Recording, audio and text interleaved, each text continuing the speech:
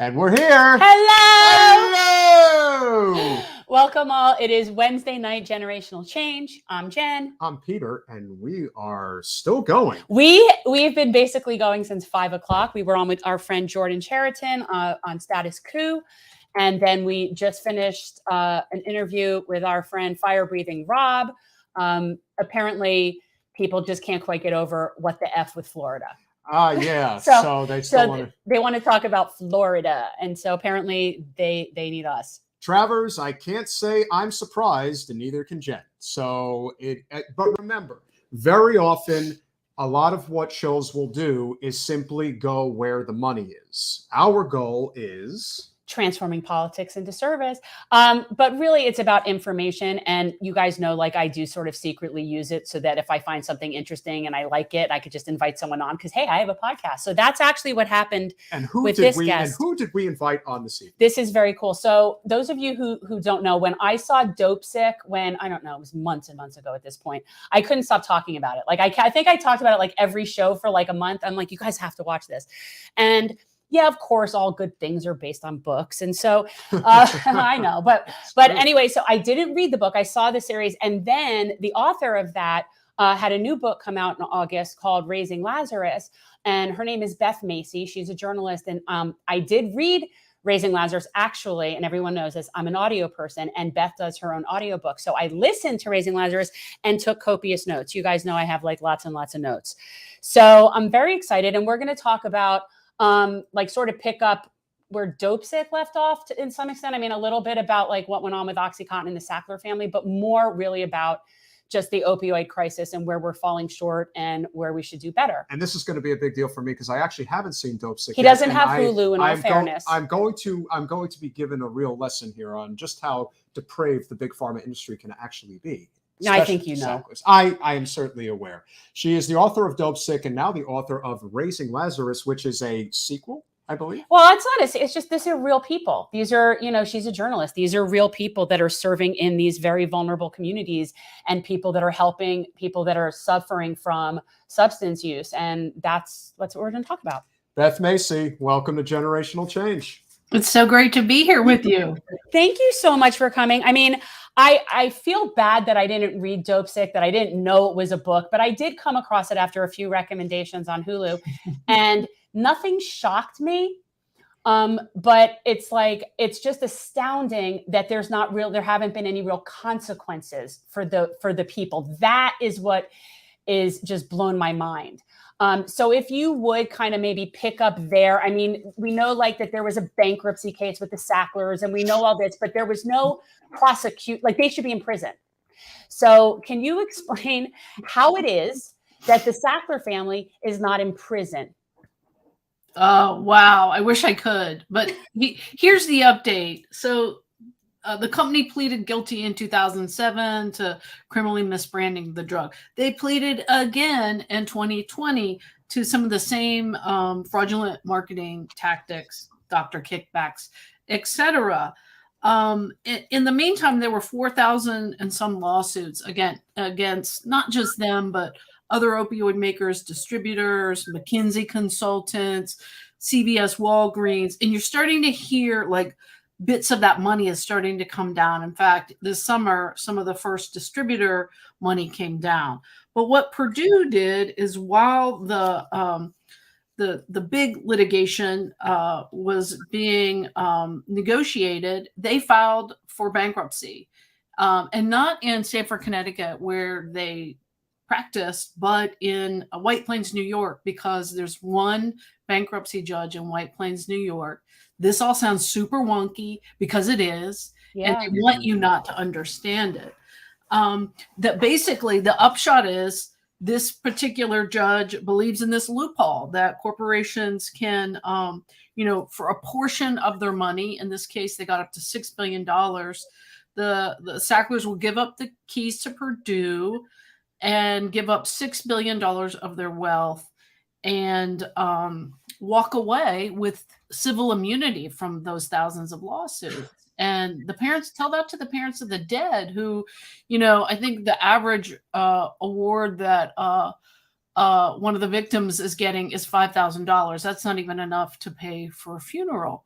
And so the upshot in my mind is, unless we punish them with jail or taking all of their wealth that they made from OxyContin, which was $13 billion, more than half of what they settled at, what's going to keep another family of millionaires that want to be billionaires from coming out with another dangerous drug? And, 7 million cases of addiction later, find this loophole in the bankruptcy courts. In general, it doesn't even have to be like a big pharma case. So basically, if you're capable of paying enough in civil liability, then you can literally buy your way out of criminal culpability. That's the message I'm getting. Is that correct? Yeah, it's billionaire justice. And you see it all along the way in the story. From the very first moment when OxyContin is stamped approved by Curtis Wright at the FDA, 18 months later, he goes to work for Purdue Pharma, tripling his government salary. You see it again in 2018 with the revolving door of the DEA basically being kneecapped from going after suspicious orders because the lobbyists and the pharma bros got a hold of the legislation. And I really believe in hope, but we've got to have a lot more regulating. We've got to have a lot more bird dogging. We've got to really follow this money and what happens with it, because as I say in Raising Lazarus, my fear is that the money will go for the same old drug war modality, incarceration first, and to abstinence only treatments, when over and over that's proven not to work for people with opioid use disorder. Before we get into that, to me, one of the main reasons that I think this is so important, and the key thing I really want people to get from this, is I want to address the stigma problem. Because to me, this stigma problem of who are users, who are people that are addicted, who are people that have substance use disorder, and even the name substance use disorder, I don't think people know. We just say, oh, they're addicts, or whatever term That's people right. use. And one thing that you said that was really stuck with me, and I even put it in quotes here, it's chapter 8 in the audiobook. I think it's different in the book, but the concept of complex contagions, I thought was really interesting, which is this shift in social norms. And that's why I think talking about the stigma is so important, because the more people understand what we're talking about, the more likely that they will be to stand up at their city council meetings or fight for legislation and all that. So that's why I think it's so important to start at the root to get more people on the team. Absolutely. And I think that's slowly starting to happen.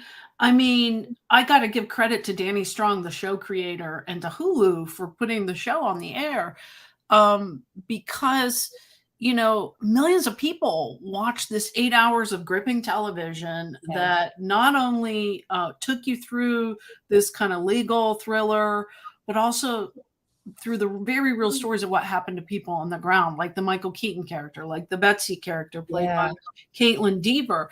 And if you could come away from 8 hours of gripping TV and understand how we got here to where we are as a nation right now, I mean, that's pretty amazing. We had people reaching out to our team to say, one mom said, I called my addicted son for the first time in 3 years. And the whole idea was to put the onus on who the real criminals are. It's not your cousin at Subway who's in jail because he got arrested with heroin. It's Richard Sackler. Yeah, in general, and this is something that we see, especially in the intersection between addiction and the fact that we don't have healthcare in this country. We, in general, do not care about the concept of a collective. I talk about this all the time. We're very individualistic. It's every man for himself. And so we tend to look at people that suffer from addiction as it's their fault. Let them figure it out. Why should I pay so that he could have clean needles or whatever it is? And I think people just feel like somehow punishing instead of helping. And I think it's really important for us to change that. And I'd love for you to talk about some of the stories, because in Raising Lazarus, I cannot remember every character. I mean, and I know these are real people. They're not even characters, they're real people. But the stories and how they were how it is to help people that are just totally like cast out of the system. Yeah. I mean, let's talk about Charleston, West Virginia, where the CDC has pronounced has the most concerning HIV outbreak in the nation. And, you know, this is ground zero for the opioid crisis. Purdue targeted those areas back in early days. The coal mining jobs were going away at the same time. The factory jobs were going away. The government did nothing for the people left behind. And these communities are really hurting. And there's a lot of anger in them, and misdirected anger, in my opinion. So what you have now is people running for election on an anti-harm reduction platform. You know, they're buying Richard Sackler's BS when they do that. But they're angry because their communities are distressed. Almost every family has experienced this. And, you know, that's why it was so important to tell the story in the Hulu show, really as a stigma breaker more than anything, so that when people can see, no, your government is the ones who got bought off and let us down by not regulating this drug, by not prosecuting fully, by nobody going to jail. And so the behavior continues. When white collar criminals don't go to jail, the behavior continues. We saw it again in 2020 with the recidivist crimes. And we've got a lot of work to do. We have 7 million people now who have opioid use disorder. That came out after the book. That just came out recently. And you know, that's a times 4 than what we previously thought. So it's much worse. And, you know, fentanyl is the main culprit these days, but were it not for Oxy and this whole flipping of the narrative from opioids are addictive to opioids are perfectly safe, we wouldn't be where we were. And there wouldn't be this like killer demand for opioids, fentanyl, and what have you. Yeah, I think people have this idea, you know, look, there's always going to be people that are outliers in society that are addicts, that are people that just, some people just party too hard and they just don't want to get out of their own way. That does exist. But the majority of people that we're talking about are regular people that were basically poisoned by the Sackler family to where their bodies are now addicted to no fault of their own. And those people should not be not that anybody should be stigmatized, but this was not like these people just party too hard. And I just feel like that's very important. And so when we say, do you say OUDs, opioid use disorder, and then there's SUD? Can you just explain that? Because Sure. this isn't one of those, just so you guys know, this is not one of those over woke things where I care about like what you say about people, but we need to set this up as a health issue and not a criminal issue. Right. And I think that words are important. So would you explain that? Sure. So I think probably in Dopesick, which came out in 2018, I might have had the word addicts in there a time or two. That's considered stigmatizing language. I tried to learn my lesson. I hired somebody to give it a sensitivity read, in fact. Yeah. So people who use drugs is the preferred phrase for and or people with SUD, substance use disorder, or OUD, opioid use disorder. Instead of saying relapse, people are taught to say return to use. And it's just this idea of using person-centered language rather than continuing the stigma. And this idea that these folks who you see living homeless on the riverbank in Charleston, West Virginia, some of whom, you know, are being tested for HIV, they can't get clean needles, and now the cops are kicking them out of their homeless encampment. These are people just like us that many of them had families and kids, and, you know, this could happen to any one of us. Particularly if we had an injury in the 90s, in the 2000s, and gotten overprescribed opioids. Yeah, it's so it's shameful and it's so blatant. And you see it how it intersects with so many things. And I wanted you to explain, you were talking about Mount Airy, and I spend every summer, I'm in North Carolina, I'm out in Asheville. So North Carolina is a Great. special place in my heart. Yeah. And the real connection between, yeah, there's job loss, but the people that are using drugs can't get jobs because they're being so you have unemployed people, like the intersection between the job crisis and the opioid crisis. Yes. So when I first started following Mount Airy, it was 2+ years ago, 2.5, and they had 500 job openings they couldn't fill because they couldn't get people who could pass a drug test. By the time I closed up the book, call it 8 months ago, they had 1,800 job openings. So, when I hear the government say, build back better, got to work on our infrastructure, who is going to literally build that infrastructure? We need to build our human capital, right? We need to get people better. We need to make the treatments easier to access than the dope. And the reason I wanted to write about Mount Airy, that's Mayberry, the location from the Andy Griffith show. Yeah. And all their marketing is built around we're wholesome, got Andy Griffith's likeness on the water tower with Opie. And yet they had the second highest overdose rate in the nation when I started going down there. And the first meeting I went to was a group of, church people who were basically trying to do a volunteer transportation network because most people live out in the country and they couldn't get a ride to the clinic to get their medication-assisted treatment in town.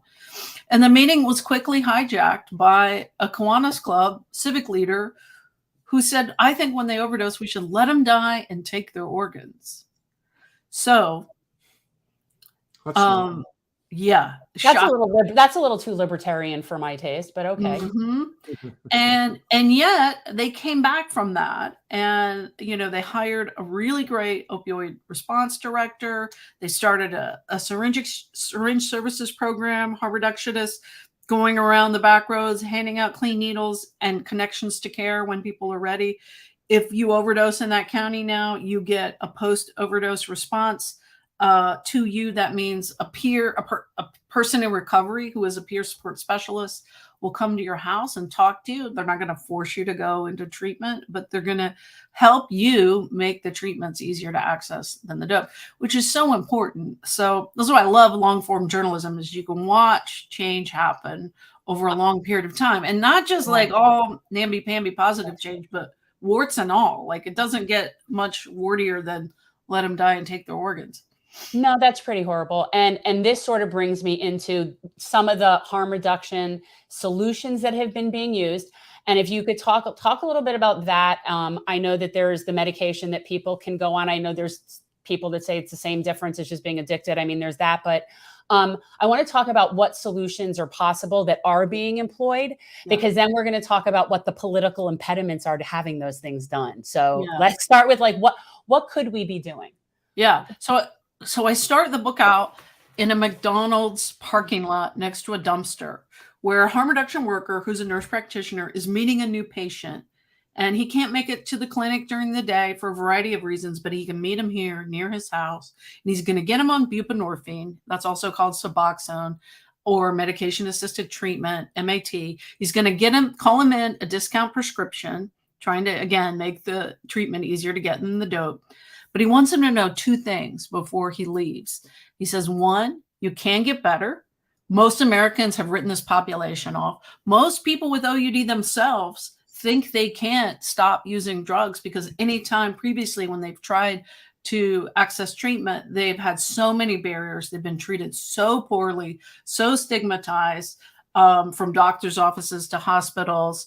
They really one person in the book, just decides to die at home alone rather than go back to the hospital where she's been so stigmatized. And she dies of end-stage endocarditis. She's 28 years old. So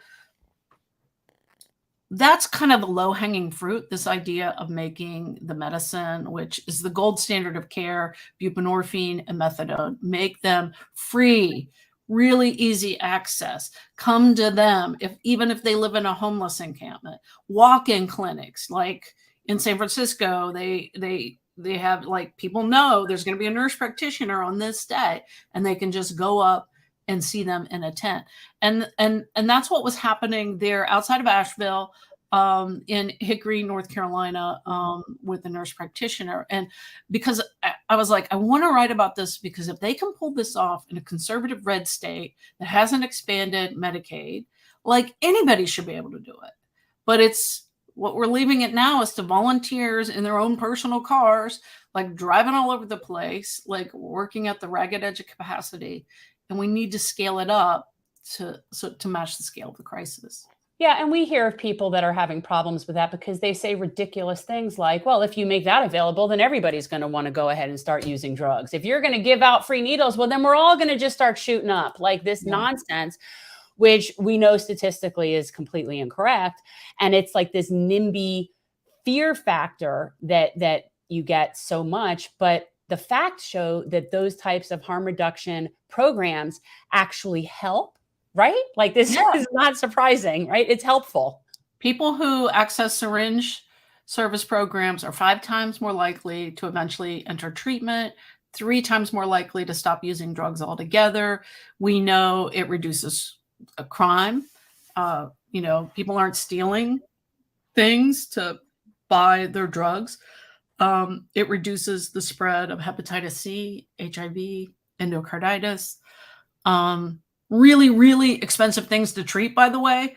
If we wait until it's end stage, we're going to spend $1 million on a patient, rather than the buprenorphine is super cheap. But there is, as you said, there is a huge stigma about it. A lot of folks think it's just treating a drug with another drug. And I've interviewed, I try to show how people change their minds, and then they become evangelists for what they were once against, because I think that's really powerful. You have an ED doc who says, nah, it's just treating a drug addiction with another drug. It's not our purview. And yet that's where people are showing up in the emergency rooms. With abscesses and really horrible diseases and overdoses. And yet when he changes his mind and he's suddenly getting people into care, he's seeing it's not the same people cycle in and out. And then he gets really excited about his job. And I've seen that in every realm, whether it's a drug court judge that won't allow people to be in the drug court if they're taking MAT, to a cop, for instance, who thinks they should just go to jail. Oh, wait a minute.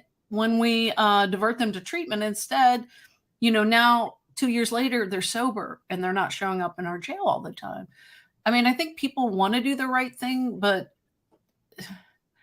So what are the barriers? Look, I mean, we talk a lot about the for-profit prison system and how that works, but like, what are the real political barriers that you're seeing, not in theory, but that are actually happening in towns where they're wanting to not have those kinds of treatments? Like, what are the laws that would help, and who and why, and what are the people doing to say, no, we can't have that?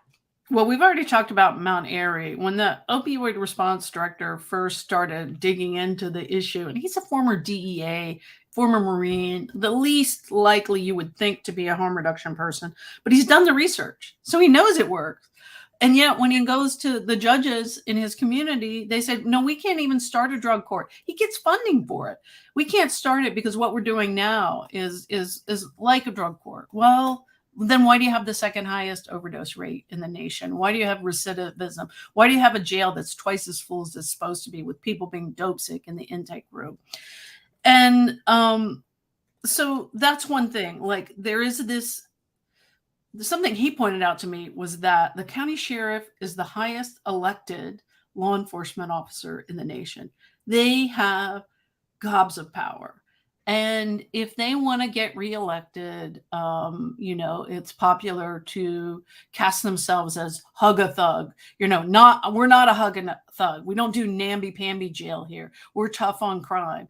And we've got to stop that. We've got this drug war that we spend how many billions of dollars on every year. And it's what we're doing isn't working.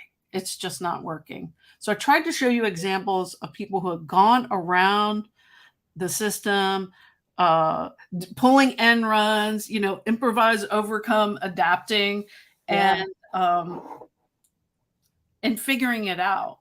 They shouldn't have to do that. They That shouldn't do that's that. the point. So guys, in the book, in Raising Lazarus, it's stories of basically this underground railroad of treatment for people that are suffering. And it shouldn't have to be an underground thing. It's just ridiculous. But we can tie that into healthcare in general in this country. If we actually had healthcare that was functional, a lot of these people probably wouldn't be in the position that they're in the first place. That's exactly right. Speaking with Beth Macy, author of Dopesick and Raising Lazarus. Beth, if you could talk about the impact that Big Pharma has had on the single-payer healthcare movement, which would effectively, pull the teeth on the opioid crisis in many ways, because let's face it, most, if not all, the things that are done to mitigate the circumstance is about the for-profit industry that is healthcare, as well as the criminal justice system. I think they're all interconnected. I think the whole system is connected because it's all for profit. We're in very late stage capitalism right now. But obviously there is this growing movement, if you will, of recognition that, this is not a stigma that people need. They need to recognize that this is a actual health crisis. And the way we deal with it is by basically defanging Big Pharma. Your thoughts on that? Well, we know that the Medicaid expansion still hasn't passed in 12 states. Many of the states are red states that have some of the highest overdose death rates. And again, you've got politicians running on tough on crime, personal responsibility. And that just seems like another case of low-hanging fruit. We have an 87% treatment gap in the nation. That means only 13% of folks with OUD have managed to get treatment in the last year. So one of the ways that I think we would help a lot is there's an act in the Senate right now called the MAD Act. And it would basically take the waiver away. Right now, physicians have to have a special training, a special waiver to prescribe buprenorphine when they don't have to have anything special to prescribe opioids or OxyContin, what the reason you need buprenorphine. And so I think there's some really, and I know the Drug Czar's office is on board with this. I know they know what the science says. I just think they have to be so careful, and because it's such a political sticky wicket. And it shouldn't be, because we know that opioid use disorder affects everyone, rich and poor, black and white, red and blue, absolutely. And I know the answer is education. It's removing the stigma. And at the beginning of the book, I was so frustrated. I was like, why can't the president just do, why can't Congress make a law and have this be so? But it's, as Dr. Josh Sharkey points out in the book, it is mostly a political problem. It's not that we don't know what to do. It's that we don't have the political will to get it done. Yeah. And I think that's why this is important. And that's why I like to do this, is because I feel like the more people that are aware, the more people will show up and ask for it and demand it. And there are so many people that have been touched. I don't think there's anyone who doesn't know someone who hasn't had somebody who's OD'd. It's so rampant. It's like, how many million people now? Over 1 million people have died of drug overdose since OxyContin came out in 1996. And 7 million people are currently addicted. When I had very serious surgery, I had a microdiscectomy, even though it's, considered not the biggest surgery in the world, but it was on, my lumbar, and it's on the spine. And so a partial piece of the disc was removed. And as a result, I was obviously in a lot of pain, and they prescribed OxyContin for me to deal with it. Now, normally you would think if you're recovering from something of this significance, you would only take OxyContin if you were in excruciating pain and literally are physically incapacitated, can't move, need to be able to, basically calm down the swelling so you can actually physically move. Now, I would say over the course of my recovery, I took 3 OxyContin total. They prescribed 60 OxyContin for me. And as far as I can tell, because I have always been straight-laced, that the whole idea behind giving you that many pills is to get you hooked on them. That's the goal. And if I don't get hooked on them, because these are considered a hot commodity on the street, I could have sold 57 OxyContin pills and probably made a couple of $1,000s, just like that. Oh, more than that. It sold for $1 a milligram. That's amazing. Yes. So 180, you could get $80 for. So the whole system is designed to not only screw you, but to suck you in at the same time. Sorry for the puns, but it's the truth.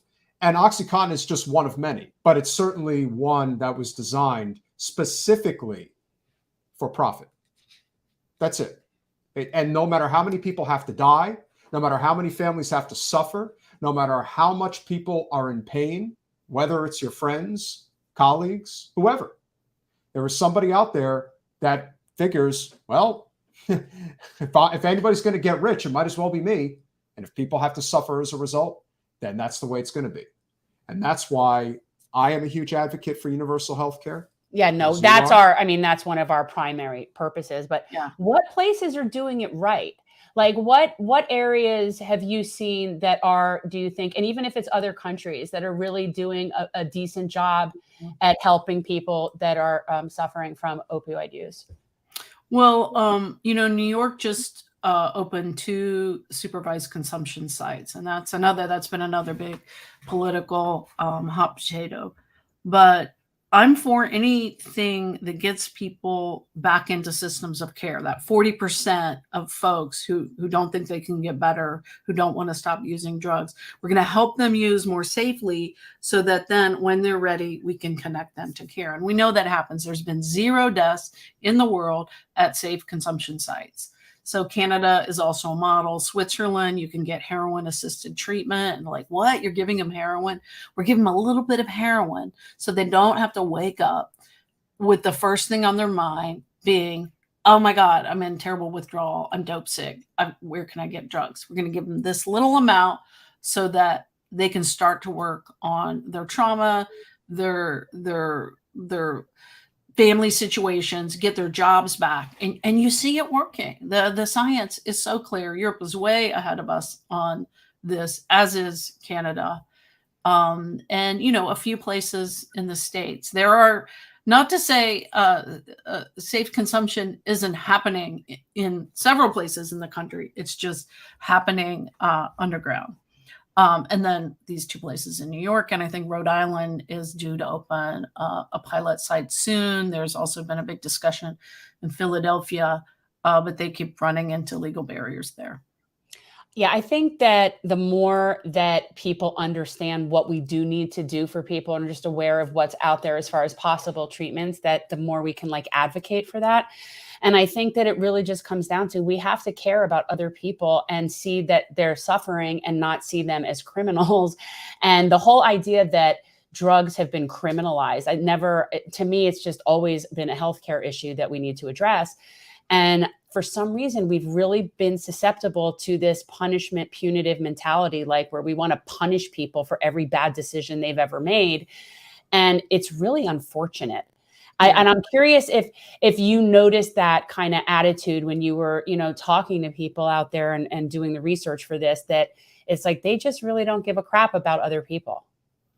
Yeah, I mean, we have all grown up in being inculcated in war on drugs thinking, this idea that, it's a crime, these people are moral failures.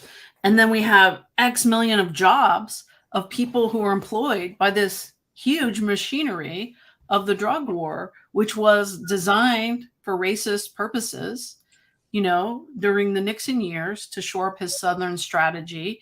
And it's just grown ever since. There was a time before the war on drugs, actually under Nixon, who appointed the nation's first drug czar before the drug war. He was trying to score points. It's all about scoring political points. He was trying to score points with returning veterans from Vietnam who were addicted to heroin. And so he appoints a drug czar, the first one we've ever had, Dr. Jerome Jaffe, this kind of crusty psychiatrist. and gives him a week to basically design a program of walk-in methadone clinics. They end up starting 300 in the nation. And that's the kind of care I'm advocating now. You could go into one, no questions asked, not have to pay, and get help with housing and social supports. But back then, we spent 70% of our drug budget on treatment and 30% on incarceration. Since then, of course, in the 80s, it totally flipped the other way. And now we need, more equilibrium or a move back to the way Jaffe designed it. I know this is probably a dope question, no pun intended. Why exactly, from your perspective, are they able to get away with what they're able to get away with? I know the simple answer is, well, they just buy Congress. But ultimately, propaganda. You have these families that, they'll do something terrible that will allow them to profit, 50 billion. And then, oh, yeah, we're going to slap you on the wrist for 6 billion. Well, it sounds to me like they're getting a pretty good return on investment. So why do you see that? So they made 13 billion on OxyContin, and they're offering 6 right now. And they have this phalanx of lawyers, consultants. I mean, after the 2007 slap on the wrist, they hired McKinsey consultants who moved into their offices and taught them how to do an end run around these new corporate integrity agreements they promised to abide by. There's a great new book out called When McKinsey Comes to Town that parses that. Their chief legal consultant makes $1,790 an hour, and he's just one of dozens of lawyers and consultants that they've hired. And as Richard Sackler once famously said, he could get any Congress or senator on the phone, in a day or two if he wanted. Money buys power. Yeah. So somebody was saying somebody who's sitting there and trolling me. But one of the things that they said was, can we talk about something more positive? So I wanted to ask you, like in your travels, in what you were when you were working on this book, what is one of the stories that you found really inspired? Because I mean, obviously it's like how many one step forward, 2 steps back for a lot of the people working in that. But tell a story, because I know there were some that were very inspiring. My God, almost everybody in the new book is a hero. They are working at the ragged edge of capacity. Many of them are peers, people in recovery themselves, some of whom relapsed during the pandemic because their work was so stressful. But not all of them. And I mean, I'm thinking of Nikki King, who was an addiction pioneer in rural Indiana, who basically the town of Batesville took a vote. What is our most pressing problem? Opioid overdoses by far. And she challenged the court and the criminal justice system to help her and her nonprofit hospital design a better solution. And so what they did is when somebody would come out of prison or jail, they would wrap services around them. They would get them signed up for Medicaid in India. They would get them jobs. And so the programming was all at night after they worked. They would help them they connect them to food pantries, get them on MAT. And in 18 months, they had 0 overdose deaths. I mean, this is something that if you've got the Medicaid expansion, I wrote about it for The Atlantic, and then I put it in the book because it's just this is one person who grew up in the epicenter of OxyContin in Eastern Kentucky, and just like, by God, she's going to make a difference on this. And she knows how to do it. But, it was a political hot potato there too. And, the day my story came out, the hospital CEO had bought a bunch of copies and he quickly put them in a closet because some of the judges and the probation officers didn't like the way the story came out. They thought it gave her too much credit. And so you've got these small town politics that are so difficult to deal with. And,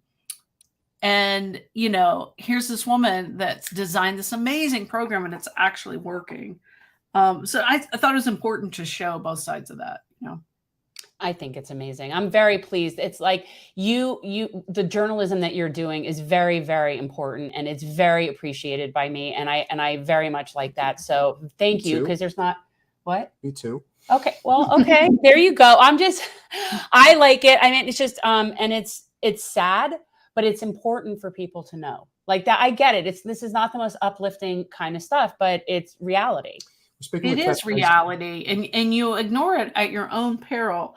And there's just, I mean, I think of the new book as almost like a guidebook of how to turn it back. Of course, we need more federal, stronger state and federal leadership. Of course we do. Of course, we need medical schools to actually be teaching new doctors how to identify and treat addiction. We're still not doing that. So leadership is totally needed. Meanwhile, as you described it, so great, I wrote it down. We've got this underground railroad network of helpers going around and actually getting the stuff done. I mean, it's incredible. It's almost despite the government impetus, they are figuring out a way around this.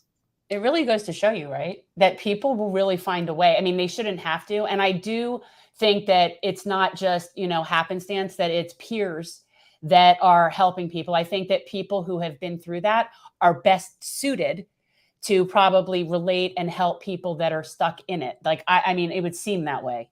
Absolutely. I say the peers are my rowdy angels in this book. They are like a person who's been through that and come out on the other side. They're like 10 of us. They are so strong. Yeah. They can deal with so much. They can go right to the bedside in the hospital and say, hey, I've been where you've been, and be with them every step of the way. Does it work every time the first time? No, of course not. But these peers are really out there doing the Lord's work, in my opinion. Way to be, Ava. Speaking with Beth Macy, author of Dopesick and Raising Lazarus, I would say that the best place to wind down the conversation is, do you have any allies on Capitol Hill? Is there anybody that is, let's say, not in the pocket of big pharma and private insurance that is working to try to help push this forward? Katie Porter. I would imagine Katie would be one, but would love to hear from you. Katie Porter, yes. Oh man, she ripped the Sacklers a new one. Yeah, look at what they're doing to her right now. Look what they're doing to her right now. They're trying to knock her out, and everyone's trying to pretend like it isn't happening. We have a viral I'm tweet. freaking out about it. We have a viral tweet that's out right now that basically is calling out the Democrats who just allowed the GOP to just pump somebody. But it's hand in glove. They work together, the corporate side on both, which are heavily funded by the big pharma But industry. who isn't, right? That's right. The biggest lobby in America is 8 times more than the gun lobby. Of course, they're bigger than the oil lobby because we don't need private insurance. We don't need this big pharma overlord. We have them because we are the one major country on earth that has a for-profit healthcare system. And it isn't healthcare, it's desperation. It's not right. But are there other allies besides Katie who better win? Well, I think all the people that were supporting the Sackler Act, which would have, done bankruptcy reform, Jerome Nadler, Carolyn Maloney. I'm really pulling for the MAT Act, which is currently in the Senate, and I'm hopeful that it'll pass in this lame deck session coming up. Most of the Democrats are for it, some of the Republicans. I think the drug czar, Dr. Rahul Gupta, despite having presided over West Virginia when they closed down needle exchange the first time in 2018, I think he's learned some lessons from that. And I know he knows the data. I've read his papers. I've met with him. Again, it is like this political problem that we have of not being able to get things done. I'm really hopeful that the litigation money, when it comes down, it's beginning to trickle in down, won't go towards drug war and new cop cars and abstinence only treatment. We know that doesn't work for people with OUD. No, not when a lot of them are started out as prescription problems. How would abstinence have helped that situation? Mm-hmm. Do you have the senator from Vermont? I just want to make sure that he is supporting your cause. And in the Senate, we certainly could use Bernie Sanders' support. Just want to make sure. Is that I would think Bernie would be very amenable to these things. Yeah, absolutely. And then I would too. And I think what would make a huge difference, and I'm stealing this idea from Reverend Michelle Mathis, who runs the nation's first queer, biracial, faith-based harm reduction. She said, mandatory harm reduction education for law enforcement officers. Because we're not going to do away with law enforcement. We're just not. But how about let's train them? Because I've seen the ones who are starting to employ it. They like what's happening. They like seeing people get better. They're not just all out to get us, but it's the way they're acculturated. It's the rules that they're taught. We need to start changing what the rules are. Anything that you are currently working on besides Raising Lazarus that anyone should know about and how they could follow your work? I mean, you're a journalist too. I mean, I know you do other stuff, but this is obviously how I found you, was from Raising Lazarus. Yeah, I write books now. This is my 4th book. Hoping to write a memoir next about the divide that we're find ourselves in. 1 in 5 families are fractured because of politics, including my own.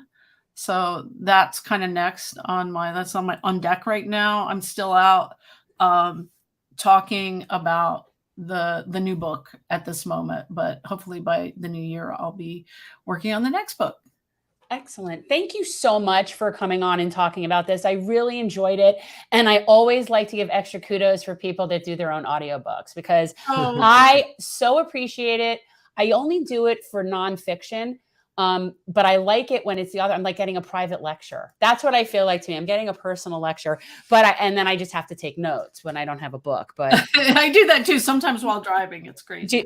See, now that would be dangerous to me. And I actually in and out of my books, as a person, especially when I'm profiling a lot of people, I feel like I'm the through line. And so it's kind of weird to have somebody else be saying I in my books, I think, but I enjoy doing it. Thank you so much, Beth. It was so nice to meet you. I really appreciate it, and we'll look forward to seeing more stuff. I will be watching Dopesick, I promise. In all fairness to him, it's not like the stuff is free, right? Like, so people have to subscribe to the. I mean, it is what it is, but it's. I really like. And you Michael could Keaton. read the book, but the show. But Michael Keaton's awesome. Michael Keaton is so good, and Caitlin Dever too. I mean, They just all killed it. Yeah, I mean, I know the book is always better, but it was quite different from the show. The show really is the first third of the book. And it's before heroin. It's really mostly the OxyContin and pills. The book kind of takes you up to almost present day. Okay. Yeah. Thank you so much. I appreciate it. Thank you for what you do, Beth. Absolutely. Oh, thank you. Thank you guys for what you do. Absolutely. Bye. Right. Take care. Bye. What do I say? Lovely she was lady. Lovely. And she was. Yeah. Very committed to the cause, which is great. Which is what I love real journalists. So, guys, this is a really good opportunity to, first of all, shout out Double K. You're like going above and beyond tonight. We so appreciate, and you're great. I just didn't want to stop. I didn't want to stop the flow of the. To think that we've converted one person from giving Jimmy Dore money to giving us money is really impressive. So, well, look, he does that himself because he's changed from what he originally was. We're just trying to educate people. But before you guys start dwindling off, do your spiel. Well, we're not. Now's the time. Well, that's true, but we do have another guest. That might be, but do it. Well, just in case you guys have any intention of giving us a little support, much as Double K has, because she should not be responsible for all of the support of this channel, we, of course, do have a Patreon, patreon.com/generational change. For as little as $5 a month, you can become a supporter of our wonderful show, as you are seeing, having great guests, conversations, very informative, but also fun at the same time. I didn't give her my Trump impression. I don't like to do that with real serious people that we don't know. I just feel like even the Bernie impression. She wasn't. Yeah. See, I always feel like she wasn't here for that. But guys, we would definitely appreciate support on Patreon. We have for $10 a month. For $10 a month. Look at this. Look at these babies. You get a couple of stickers. You get the Lulu sticker. You get the Mansion Parliamentarian bumper sticker, and that's only for $10 a month. Which now is going to be sported by Jordan Cheriton on his show. You'll be all the hip. Oh, absolutely. He's going to get that thing up. You'll be in the crowd with that. And for $25 a month. Feeling very generous. Look at this jersey. You get the Here Comes the Sun jersey, and on the back it says Generational Change. And it's a tri-blend, the softest of soft cotton. I know, They are nice. They are nice jerseys. But guys, seriously, what we do with the money is service. And now that campaign season is over, we won't be donating, but we donated to non-corporate candidates. But our money goes to mobile school pantry. Our money goes to local community garden. Our money goes towards homeless. Like we do hygiene packets that we hand out. Like that's where the money goes. We're just trying to help people. And sometimes, every once in a while, throw a few dollars to the guys that help us do video work. Double K would know. Patreon, better than Google. Obviously, Exactly. Super chats are always appreciated. But Oh, any yeah. support you can provide, obviously, is very much appreciated. But of course, not everybody wants to put their credit card on file. We certainly understand that. If you are so inclined, and maybe you would be better off with, let's say, Cash App, you can go over there and chip in any amount you like. And that is found at $GenChange. So Right. that's where you can Like, for support us over example, there. I didn't tell you this, but I got the promotion from our friend Zena for the mobile school pantry Thanksgiving for the gobble giveaway. Gobble. Giveaway. And so Generational Change made a donation for that for Thanksgiving. So just regular service and community No, work. Travers, we're not going to do that despite No, the actually, testimonies. the cannabis comes completely from my personal thing. I would never cross-contaminate my business with my cannabis. Well, that's good to know. I wouldn't do that. So No, everything that comes in through GenChange goes into its whole own thing and is used on its whole own stuff, and it's very separate. So before we bring on our final guest, you guys know Walker Bragman. He will be on in about 10 minutes. We obviously want to highlight a lot of what transpired and is currently transpiring right now. The Democrats, I was joking on Jordan Chariton's Status Quo stream a little bit earlier that only the Democrats could celebrate losing the House and make it seem like they won. Well, as the numbers are bearing out right now, it's not looking too good for them in the Senate either. There's only one seat I care about right now. And so right now, there are 2 seats in the Senate that look like they're going to the Republicans. Nevada is going to flip, likely, and Alaska is going to go red as well. So where does that put the GOP? It puts them at 50 seats. So if that is the case, and again, either way, you got Kelly Tshibaka and Lisa Murkowski. The T is probably silent. Either one, maybe. Shabaka, sorry. Either way, that's a GOP. So that's 49. And if this holds, it means that the GOP is going to get 50 seats. And then at a minimum, obviously the runoff in Georgia is going to determine whether or not the Democrats tie or the GOP has a 2-seat advantage. I actually think Warnock can pull off I hope he does. a runoff. I do. Well, I do. I think without the whole red nonsense going on all around it, we might be able to focus on that in particular and maybe figure out a way to just push him right over the line. So as of right now, the GOP has gained 6 congressional seats and the Democrats have lost 8 congressional seats. Can we talk about the one that's most important and give an update? What's going on there, please? I will give you all an update regarding California. I just want to know one district. Right now we just want to know if Katie Porter is actually going to survive this political scare. So the idea worried that it was about people have no really, idea the gravity. Never really talked about at the length that it needed to be. People. So Katie Porter's situation is she is currently sitting at 50.5% to her opponent Scott Baugh's 49.5%. But why is only 48% still reporting? You know, apparently there was an issue in Arizona with the ink. That is, I don't know if TM was joking for the love of all that is holy. or if that is actually serious. Well, that's Arizona. So what's going on? Why are they only 48% of the precincts reporting? So they're still very slow in counting the votes, but right now it's neck and neck with Katie Hobbs and Carrie Lake. Currently, it is 50.3% for Katie Hobbs, 49.7%. They are separated by exactly 13,000 votes. And there's 70% reporting. So how much is outstanding? Well, again, it all depends on Maricopa County and how much has to be counted there versus the rest of the state. It can be somewhat of a mixed bag as far as the U.S. Senate race. That shouldn't even be that close. And if Katie Hobbs had a set, they wouldn't be in this position. I can't believe she declined to debate somebody. Where do you get off running for, what is it, governor? Yeah. You're running for governor of a state and you're scared to debate somebody? That's a problem. Mark Kelly is holding steady at 5% up on Blake Masters. Blake Masters is such a disaster. Another Trumpy, loony. And Kelly's all right. Like, I mean, he's fine. Yeah. And so where this puts us, despite all of the things that everyone is talking about, and everyone's saying, oh, well, we didn't lose that badly. Well, you have the youth to thank, because that's important. And then you have Roe v. Wade to thank. You have Roe v. Wade to thank. But this idea that the Democrats didn't actually lose. They lost so bad. They lost. This is not a victory. No. Stop acting like this is a victory. It's not. It's a survival, if you want to call it that. And barely. That's okay. Because the GOP now owns Florida. So that's 30 electoral votes that basically is in their camp.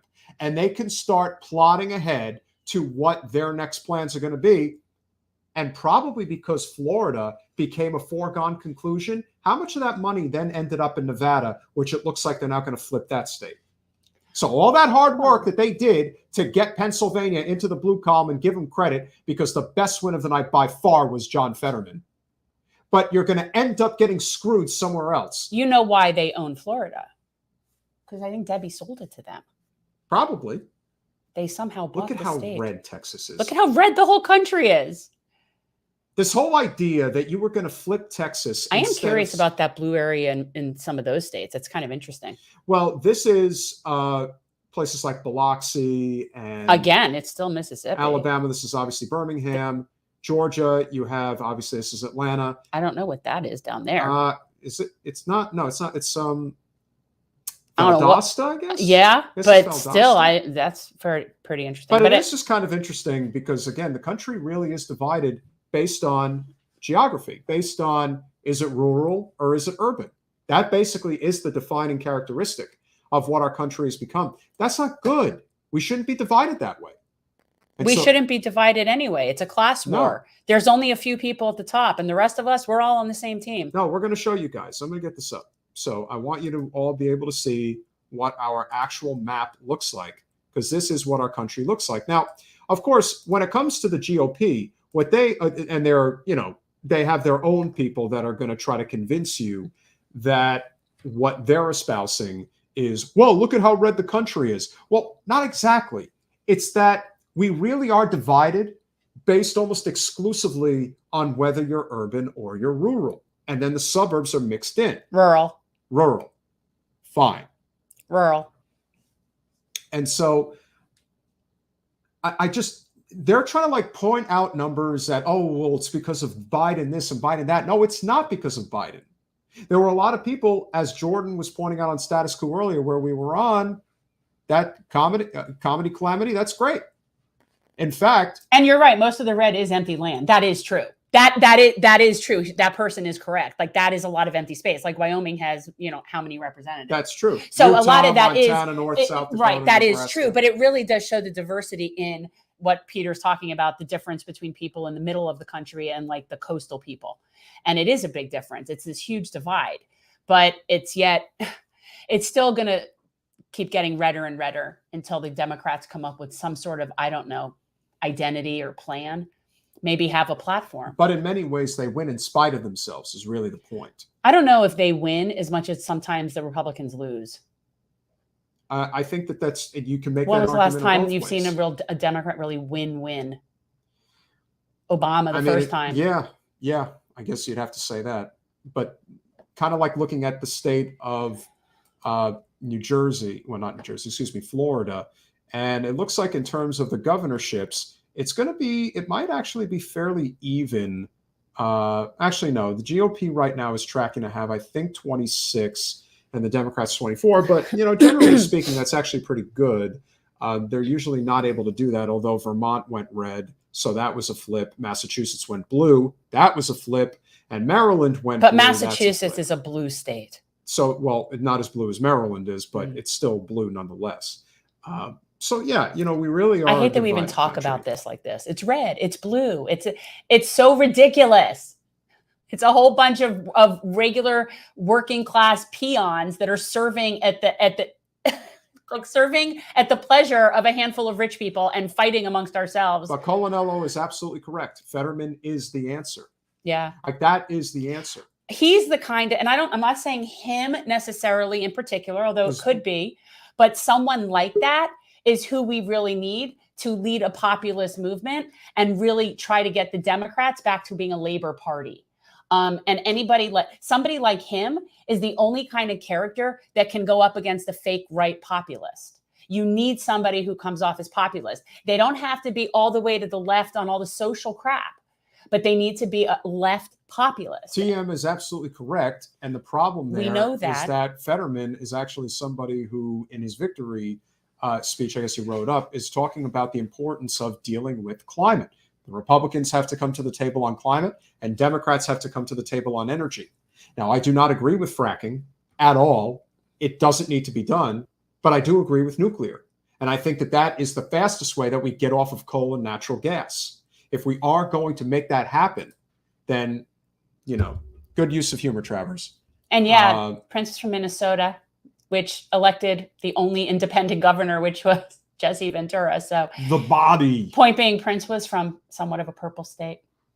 Well, it is purple rain, so. Well, I'm just saying, like, if it's not red or it's blue, it's purple. We're very purple, so I appreciate it. So we have a friend that you guys all know who is coming on to talk about the elections, but also talk about an article he just wrote. Of course, he is somebody who knows a thing or two about the Koch brothers. We do too. Can I just say very quickly before we bring Walker in, you're not going to get elected in Pennsylvania if you're against fracking, and you're not going to get elected in Texas if you threaten to take their guns. So anybody who thought Beto, I saw somebody mentioning Beto at some point. It was never going to happen. Don't worry. As soon as he said that, we're like, there goes that for him. Well, don't worry. Beto will, I'm sure, try again against Ted Cruz. Good luck with that. So. You put it in writing. You want to take their guns. They're never going to elect you in Texas. Not going to happen. Yeah, sometimes when you make a complete political blunder. The Democrats have guns there. The Democrats are very gun-toting in Texas. I assure you, it's not even a partisan thing. They're not giving up their guns. When you are pegged as a particular type of political figure, one that comes off in a very elitist way and is also from a family, or married into a family, I should say, that is very wealthy. The Democratic Party is seen as the party of bougie liberals in big cities. That's a problem. Bougie liberals in big cities. Well, exist.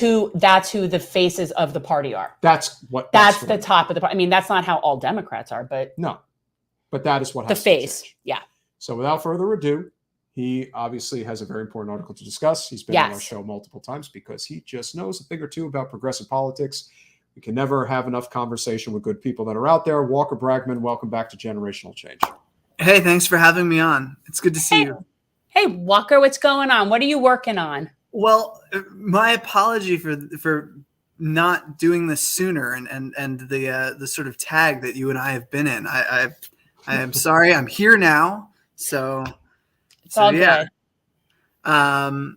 It's good to be here. I did just put out an article with the Center for Media and Democracy about a lawsuit that is ongoing, and there's a lot of talk about this because The Intercept sort of touched on it in a recent story about the Biden administration's efforts to combat misinformation online.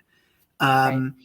And all of the sort of revelations, I guess, we can call them revelations, about in that story sort of come from this lawsuit, which is being brought by two Republican states attorneys general in Louisiana and Missouri, and joining the lawsuit are a number of individuals who have spread COVID misinformation online, very prominent spreaders of COVID misinformation, and they're being represented by a law firm, or a litigation group, I should say, called the New Civil Liberties Alliance. Now, the New Civil Liberties Alliance is a benignly named litigation group that gets about half of its funding from Charles Koch's influence network. It has fought against the CDC's eviction moratorium. It fought against the EPA's authority to regulate greenhouse gases. It's represented several Koch-backed organizations in the past, including Americans for Prosperity, which is Charles Koch's flagship operation. So it consistently fights on the side of big business. Like, this is a legal pit bull for Charles Koch's interests. The cases that it chooses cases very carefully. It represents its work is it does it pro bono, and these lawsuits, they are strategic lawsuits. Now, the story about basically what's happening with the Biden administration, let's start here, is that they are trying to combat online misinformation during a pandemic. They're also trying to combat election misinformation and disinformation, seeing it as a threat to democracy. Now, these efforts do go back to the Trump administration, and they have continued under Biden. And what they amount to essentially is the administration working with social media companies to flag content and say, "Hey, this is misleading content. Will you take it down? Can you not disseminate this?" And social media companies have been pretty reluctant to work with the administration, but they have taken some content down, thus the lawsuit. So that's really the extent of the efforts. They're not being compelled. There's no threat there's no regulation. Congress hasn't acted. The president hasn't taken any executive orders to compel cooperation from these companies. So my article examines the case. The suit is Missouri v. Biden. And I look at the case and I look at sort of the actors behind it. A couple of the plaintiffs being represented by the New Civil Liberties Alliance are, unsurprisingly, Dr. Jay Bhattacharya and Dr. Martin Kulldorff, two of the authors of the Great Barrington Declaration, which I know that you've heard me talk about before, because the Great Barrington Declaration was a document that recommended governments eschew broad mitigation strategies in favor of what they deem focused protection for very vulnerable communities. It's sort of nebulously defined, but really get everything back to work and let natural immunity be the path to herd immunity. Now, this document does not represent a mainstream view of what we should do in the face of the pandemic. The public health community was pretty alarmed by this. This is a novel virus with uncertain a lot of unknowns, a lot of unknown long-term effects. And you just let that rip through the population. It could have unforeseen consequences. And in public health, you have the precautionary principle that says you should err on the side of caution. So that's the lawsuit. They are bringing this lawsuit because some of their content online, where they have downplayed the seriousness of the virus, said that masking doesn't work, which is not what the body of evidence shows. They've played footsie with the anti-vax movement. Like, that's who's bringing this lawsuit, and that's the kind of information that the Biden administration is asking social media companies to remove. So that's what the article is about. It's in the Center for Media and Democracy, exposed by CMD. We're speaking with Walker Bragman of Opt Out News. I do think when it comes Sorry, to I know that was long. Well, I'm sorry. Oh no, I no, know it's that was long. I'm sorry. Well, the whole thing start with the beginning with the name of it. Like, it just sounds wrong. Like, whenever I hear groups like that, I know that that's not right. Well, I'm sorry. Anyway, what I was trying to say, I don't even know what I'm saying. That's live podcasting for you. What I was going to say is, one of the big problems with masking is that it's not that masks don't work. It's that only certain masks work. And the N95 mask in particular, which is considered the standard mask for which we need, is not a mask that everybody is obviously able to get their hands on and is obviously using. When we're using these cloth masks, obviously that's not really effective. But what would be sort of your idea solution regarding people being able to have access to the type of masks that really would prevent the spread, not just of COVID, but just diseases in general?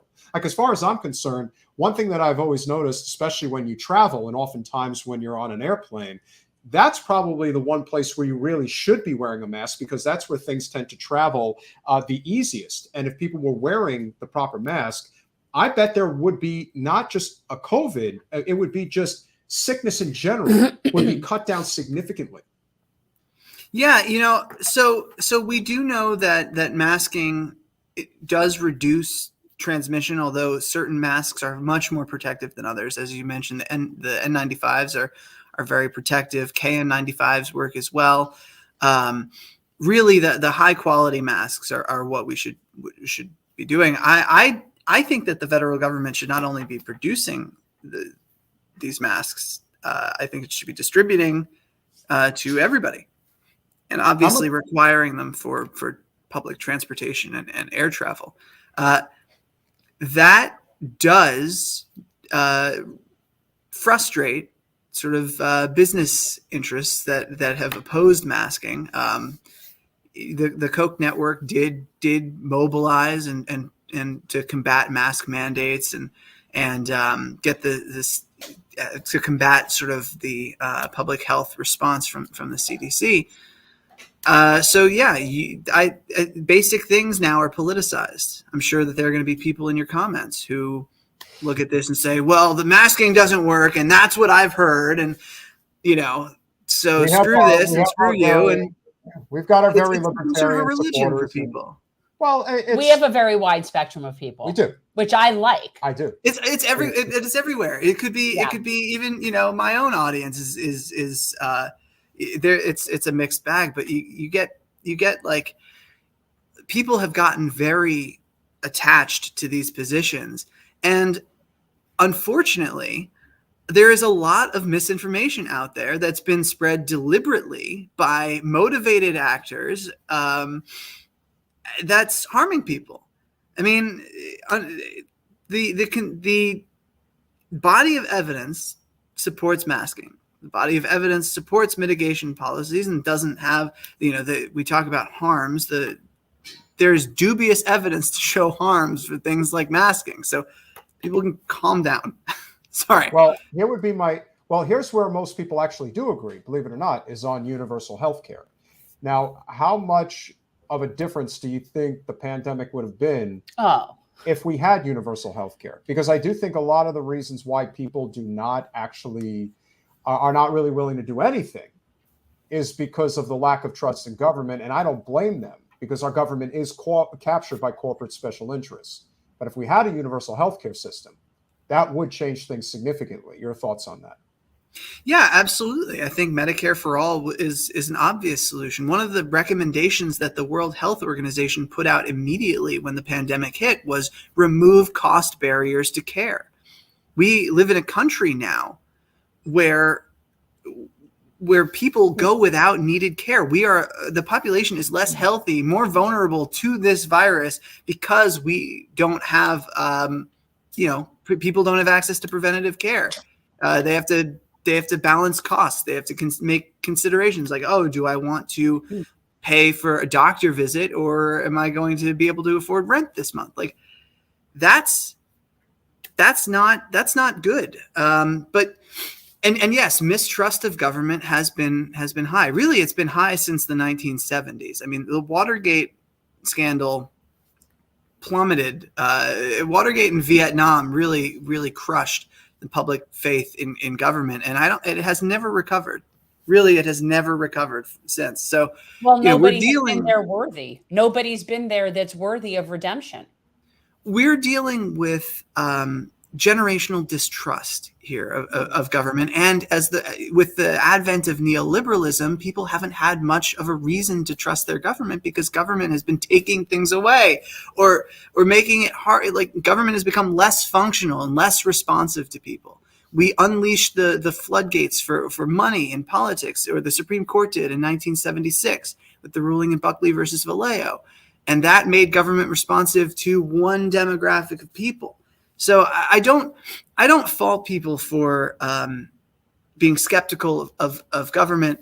I do think that there is a knee-jerk sort of reaction, like when people hear the Biden administration is trying to combat online disinformation, and the response is like, "Oh my God, this is a huge scandal. This is like PRISM, or this is like the Snowden leaks." And I don't think that that's true. I mean, This is not dystopia. What we're facing is a public health crisis, a once in a century public health crisis that's left 1 million Americans dead and 7% of the population debilitated. This is a serious issue. And we're learning that even mild infections with COVID can have long-term consequences and put you at higher risk for serious ailments and problems. So, you want government to look out for people in a crisis. That is what responsive government is. Now, I'm not saying that the Biden administration is responsive government. We still don't have workplace safety standards for every workplace. We're not distributing masks to people. We're not even leveling with people about the risks of long COVID or getting infected. If this administration really did care, you would have a public messaging campaign leveling with people about the risks of COVID. But we've prioritized the economy.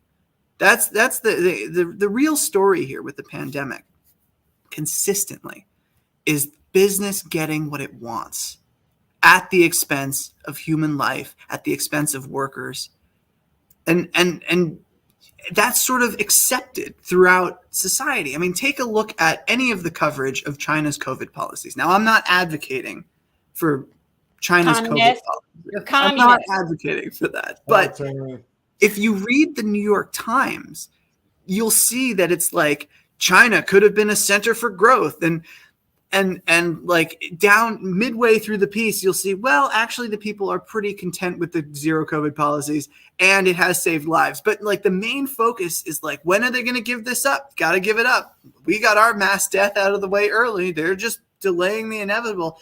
It's like it speaks to a lack of appreciation and care for labor under the neoliberal paradigm. That's what I think the story of the pandemic is. There's a few things, but what's interesting, we had Max Alvarez on last night, and we were talking about, he has a new book out. And what it is he went on the road and spoke to all different frontline, different working people about their year during the pandemic, like what that year was like. Like, it's really interesting. And it really is a complete lack of respect for labor. That is definitely like this huge theme. But I would also argue the point that we have no social safety net. And if we had a social safety net, then people wouldn't have to be engaged in working during a pandemic, right? Like there would be other things that would be protecting us as well as just, pro-labor stance, right? The funny thing here is that the groups that are fighting for this pandemic freedom, that some people think is populism, those groups are the same groups fighting to make sure that we don't have a social safety net, that are trying to get rid of things like Medicare and Medicaid and Social Security. Like the interests are very clear if you pay attention to who is saying what and where the money is coming from. And it's all publicly available. You don't have to take my word for it. This is the great part about this. You can go and you can look at the New Civil Liberties Alliance. You can look at their website. You can look at the things that they're saying. You can look at the Heritage Foundation or the Hoover Institution or the American Institute for Economic Research or Americans for Prosperity, and you can see the positions that those groups are staking out. And you can go to SourceWatch and find out where their funding is coming from. Or you can look at their 990s and find out where the money is coming from. ProPublica has a directory of 990s. You should go and look at it. This is all publicly available information. It's verifiable. It is not difficult. Take a look. If you don't believe me, go look at it, please. Yeah. What I do believe, and this is just, again, I'm libertarian left. And as far as I'm concerned, I've been vaccinated. I live a healthy life. I think there's two rules of thought here that I have. Number one, I still believe in the libertarian form of government from the standpoint of, this is what works. This is what will help you, but we cannot force you to take it. Now, we can certainly put regulations, like, again, you're in New York City, so there are certain restrictions that were put. But whether you agree with them or not, I think people should be allowed to have a choice. The other problem that we have, which is, again, as you said, staked a lot in the fact that people are looking to profit in various ways. If we had a universal healthcare system, we would not be in this predicament. But if we also had a real social safety net, one where we valued workers in this country, we would have seen a lot less death and a lot more productivity in terms of our ability to get through this problem. We're still suffering from it today. And I think that this is a great transition to what just happened last night, because you already see corporate media cooking up their ridiculously stupid Monday morning quarterback reasoning behind why, even though it looks like right now the GOP is going to take over both houses, but it's not really that big of a loss. And so only the Democrats, Walker, can lose and say they won. Well, they'll blame the left. Oh, of course they will. They've already got a number of them out there blaming Bernie for Mandela Barnes losing to Ron Johnson in Wisconsin, because we all knew that was coming. They'll blame the left. How do you kind of see the way this unfolds, and perhaps the misunderstanding that so many people are going to have about why this election unfolded the way that it did? Because as far as I can tell, and Jen, you've been saying it all night, Roe v. Wade and the kids really saved the Democrats. Because if it wasn't for that, it would have been worse. Because everything on the GOP side, and independents especially, all indicated that the economy / inflation was their top issue. But because it was so overwhelming with Democratic voters, especially Democratic women, and understandably so, that Roe v. Wade is what drove them to the polls. But I'm thinking there's such a misunderstanding about what we could have, kind of like with the COVID pandemic and everything that came around it. We're just looking at it in very small marginal advantages going forward. And that's just not going to work anymore, at least as far as I can see. What are your thoughts on everything that's transpired over the last day? Well, I'm actually cautiously optimistic. And I'm usually the person who's like, everything is terrible and everything is, going to hell. I think that the progressive wing of the party grew last night, at least in the House of Representatives. The Republicans were expected to have a much better night than they did. That's good. So there was a cost to overturning Roe versus Wade. But yeah, I think I don't disagree when Democrats say democracy in America is imperiled. I don't disagree that when Democrats say that the Republican Party has taken an authoritarian turn. But when you're facing that situation, when you're facing an increasingly authoritarian Republican Party, and when you're facing a Republican Party that isn't moored by an appreciation or doesn't care at all about democratic norms in comparison to how much it cares about power, you don't let a pandemic go by and start stripping away economic assistance to people while the pandemic is still happening. And you don't tell people just move on and accept life as it is, accept sort of mass infection. Because what you're really saying is accept a lower quality of life than you had in 2019. Accept more risk to you and your family than you had in 2019. The Democrats didn't send out $2,000 checks. They promised to do that. They didn't send them out. They sent out $1,400 checks and then claimed that the $600 checks that went out in December with Donald Trump's name on them, that was the first part. It was really incredible, really tremendous. I did a great job. Wow, you do a really good Trump impression. Yeah. We know. Wow. All right, now you've asked for it. Now he's going to give you the whole spiel. Yeah, wait. You're a really terrible person for coming on the show and telling people about my vaccine. It's my vaccine. I did a really great job with it. And I just want to come on because I'm going to be coming on a lot more frequently because... Yay me. Oh, totally incredible, right? We're going to make America great again. Again. And you know why? Because that Ron DeSanctimonious is a really, really terrible ingrate. He never appreciated what I did for him. I love the arms. He's got the... I totally made him governor. I made him governor of this wonderful, incredible, free state of Florida. I made it free, not you, Ronnie Pants. It's totally about me. I made Florida what it is. Believe me when I tell you. We made a big, beautiful vaccine. People got it. And if they didn't want to take it, that's on them. But I took it. It made me great. I'm a totally unhealthy person. I like to eat my McDonald's. Jen, you've seen how much I like to eat that. And if you're not a healthy person, you better get your vaccine. It's the only way you're going to stay alive. Believe me when I tell you. But Walker, I don't know why you're here. We totally solved the problem. The total pandemic, it's totally over. And I stopped it, believe me. So we're coming back in 24. We are going to make America great again. Again. So make sure you're supporting Trump 24. If you support that Ron Sanctimonious, Oh, right. you're totally going to pay for it. Believe me. That's totally fake news. You don't support that. Seriously. That's wild. God, where were we? Where were we before He Trump? called him Ron DeSanctimonious. Yes, he did. Yes, he did. I'm actually disappointed. I was expecting like a better nickname, but I said that too. I said that's all he's got. Ron DeSanctimonious, Ron to Satan, Ron to that. See, I don't know what that would work better. Like if he just came out and said Ron to Satan, he's totally turning Florida into hell. Yep.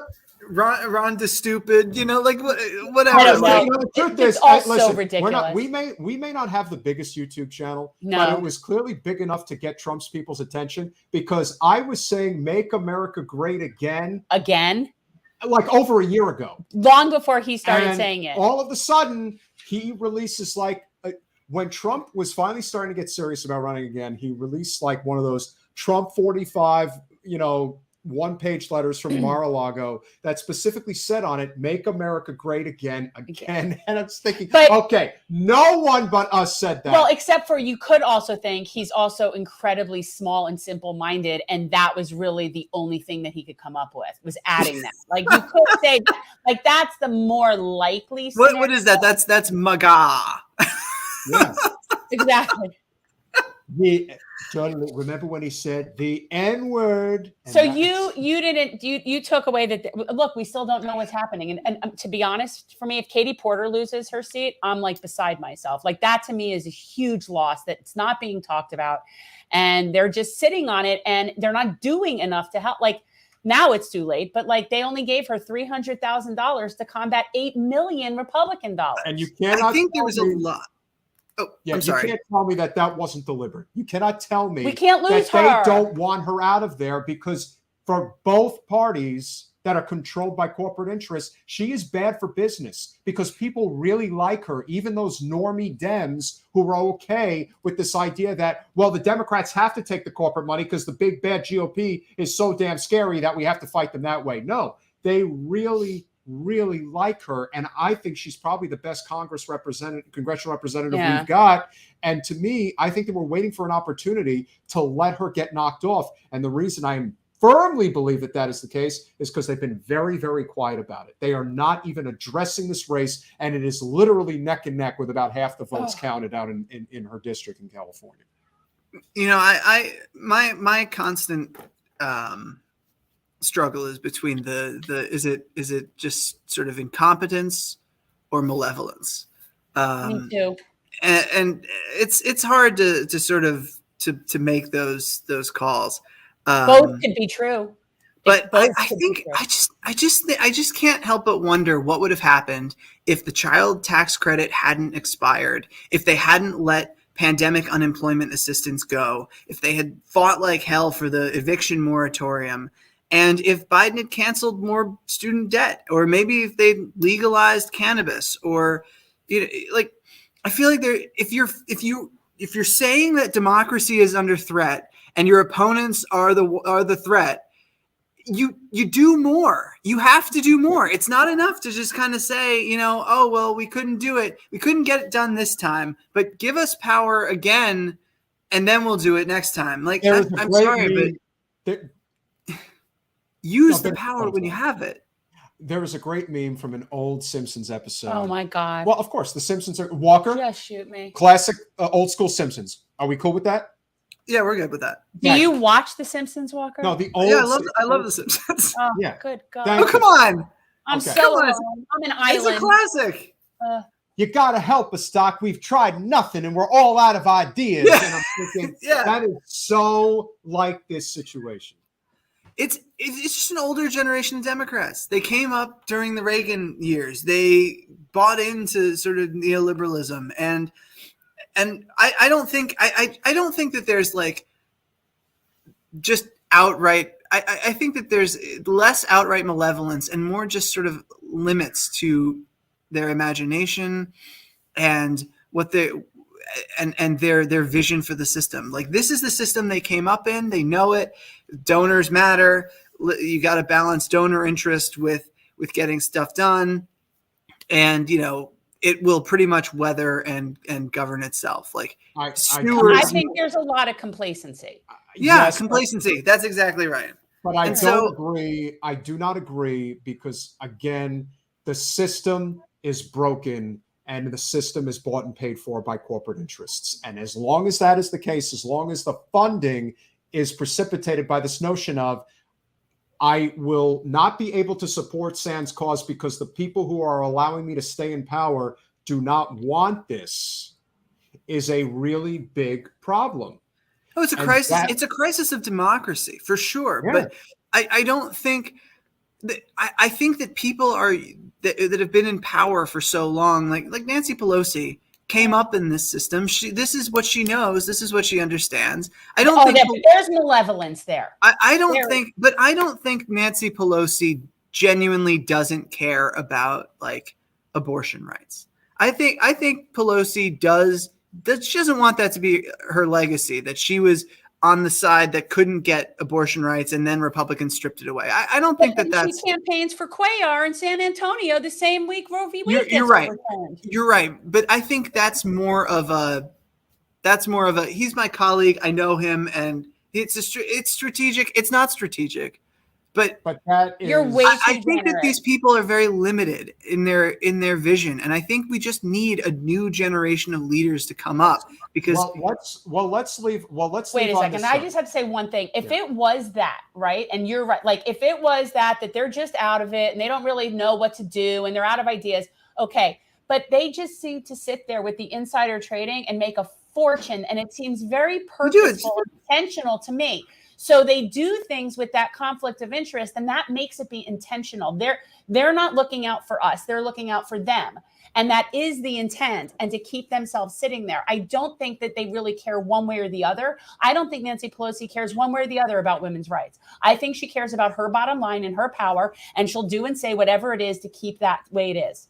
And I just don't think she has a position on it. And I'll take it a step further. Our congresswoman, who is one of the very worst this country has, Wasserman Schultz is one of the biggest beneficiaries of insider trading, and the things that she has done to systematically destroy the Florida Democratic Party, and it has been destroyed. That's not to say that DeSantis, wasn't going to be stopped anyway, but the Democrats definitely assisted in a significant way in ensuring that he got where he got, and now he's on the precipice of potentially becoming the next president. If I'm betting money on the table right now, I am betting on DeSantis. And I believe that a lot of that has to do with the fact that the GOP, unfortunately, have painted themselves as the anti-establishment party. And as a result of that, the Democratic establishment that still runs the party, led by Pelosi, led by Clyburn, led by Hoyer, led by Wasserman Schultz and the like, they embrace being the party of Washington. And well, let me just say, if Nancy Pelosi were to take a tack and be like, I'm an anti-establishment candidate, would you buy into that? Would you believe that? No, because she No, is. of course not. She's right. 100% the embodiment of the establishment. But at this point, it's very purposeful. It isn't clueless. It isn't hapless. It isn't, she just doesn't know any better. We're so far past that. She is purposefully fleecing people. This is like a very long-standing con of a whole bunch of wealthy people getting wealthy and laughing at us while they go have fun with each other after dark. That's the whole thing that's going on. Her and Mitch McConnell, I bet they'd laugh all the way to the bank about this. But I think this is like old Washington. Like this is like the Pelosi looks at it, I think, and I'm obviously I'm not Nancy Pelosi. I don't know Nancy Pelosi, but I would imagine that somebody like Nancy Pelosi looks at it and says that this is the system that I know, and I can work in this system. And this system, I do benefit from it. And I've clawed my way up. I am now at the top of this system. And these upstarts don't know how things work. And they don't know how to get stuff done in this system. They want to change the system, but like this system is steady and should remain. And I do think that, the insider trading is absolutely a perk, considered a perk of the job. And I don't think there's much will in Washington to get rid of that. And it should absolutely be destroyed because it breeds corruption. But like then somebody should run for president in the near future, in the next 6 months. Mm-hmm. And I think you could run for president just on the idea of, I'm against insider trading of Congress. And you know how much juice that candidate probably would get? They could probably be a no-name person for all I care. But if they're going to talk about the real issue, one of the real issues that unites the country, all the people that I have spoken to over the past several weeks, whether out at the polls, we canvassed for a number of local candidates, nonpartisan candidates, mind you, and the new mayor of the town that we both happen to live in is a really solid guy. And we would talk to people. The biggest uniter with the most red MAGA Republican and the most blue Democrat is anti-corruption.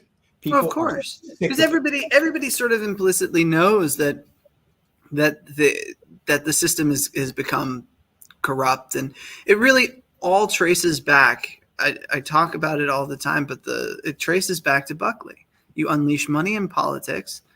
This is what you get. You get a system with that caters to the wealthy, or so what happens now is you have to either be rich to run for office, or you have to sort of cater to wealthy people, because you've got to raise a lot of money fast, because elections, the cost of running for office, as rich people spend money on elections, the cost goes up.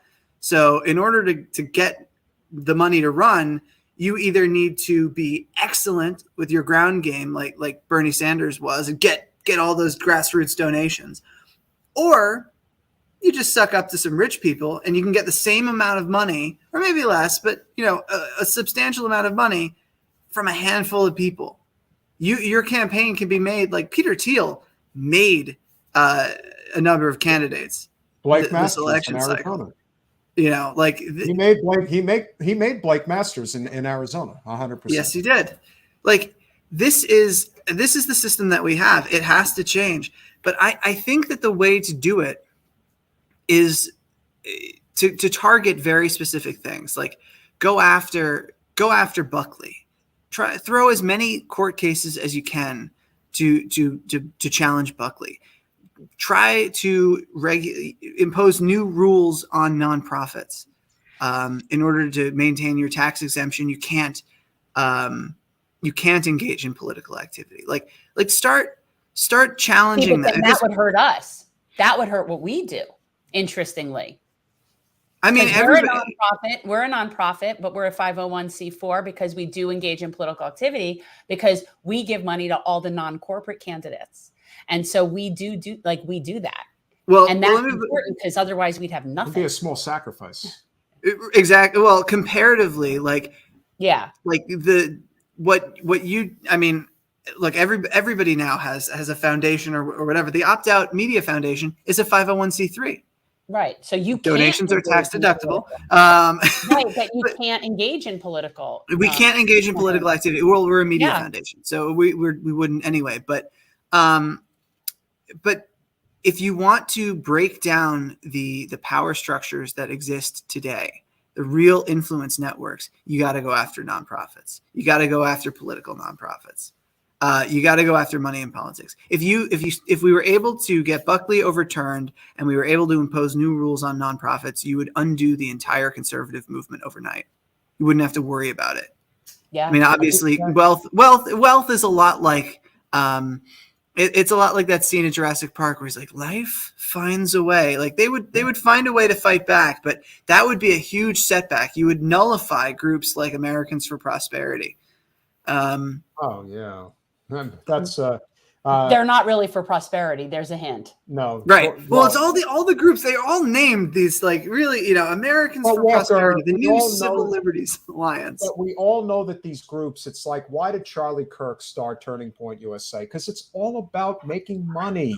It's all about how many people can I hoodwink into convincing them that giving their money to me is a good thing. The carnival barker has been around for hundreds of years. The traveling circus has been around for hundreds of years. And so when the circus comes to town, there's always one carnival barker who has some snake oil that they're going to sell, and they're going to do their best, tap dance, if you will, to get as many people to buy that snake oil. Donald Trump is the greatest snake oil salesman we've ever seen. And so here we are today with a lot of people that are either imitators or ones that have long come before him that did it one way, may have been effective, maybe not as much. And, he broke the mold, if you will. And so here we are just trying to have some semblance of a democracy. I know, foreign word at this point, but I think we can close with this. The only way we're going to get there is through a coalition of labor and the environmental movement. And there are people within the labor environmental movement that are going to have to accept the fact that there are people that are going to lock arms with you that believe in a living wage, that believe in universal health care, that believe in a clean energy grid, that believe in ending the endless wars, that believe in real criminal justice reform. But they're sick of the overwoke crap. They are going to vote for Trump or DeSantis. And the only way we're getting there is if people accept the fact that I may not agree with you on that, but I sure as hell agree with you on this policy. And I know this for a fact because at the polls last night, I had a very long conversation with a gentleman who is a firefighter, is in the firefighter union, and is a very big Trump and DeSantis supporter. So as far as I can tell, if we're going to get there, it's going to take this sort of coalition that is going to, begrudgingly in some instances, have to accept the fact that there are people that we will have to lock arms with, that we don't all agree with. Yeah. I have to say, I think this is sort of a tilting at windmills a little bit, because I on the ground, the big fights for, let's say abortion rights, these ballot measures, the people of all backgrounds who agree on the thing, they do come together. That is happening. It's happened. The labor movement is happening. People of different beliefs are coming together. I just don't think that, nationally, at a national level, the response from progressive left to the fear mongering around woke, politics should be like, it's whatever.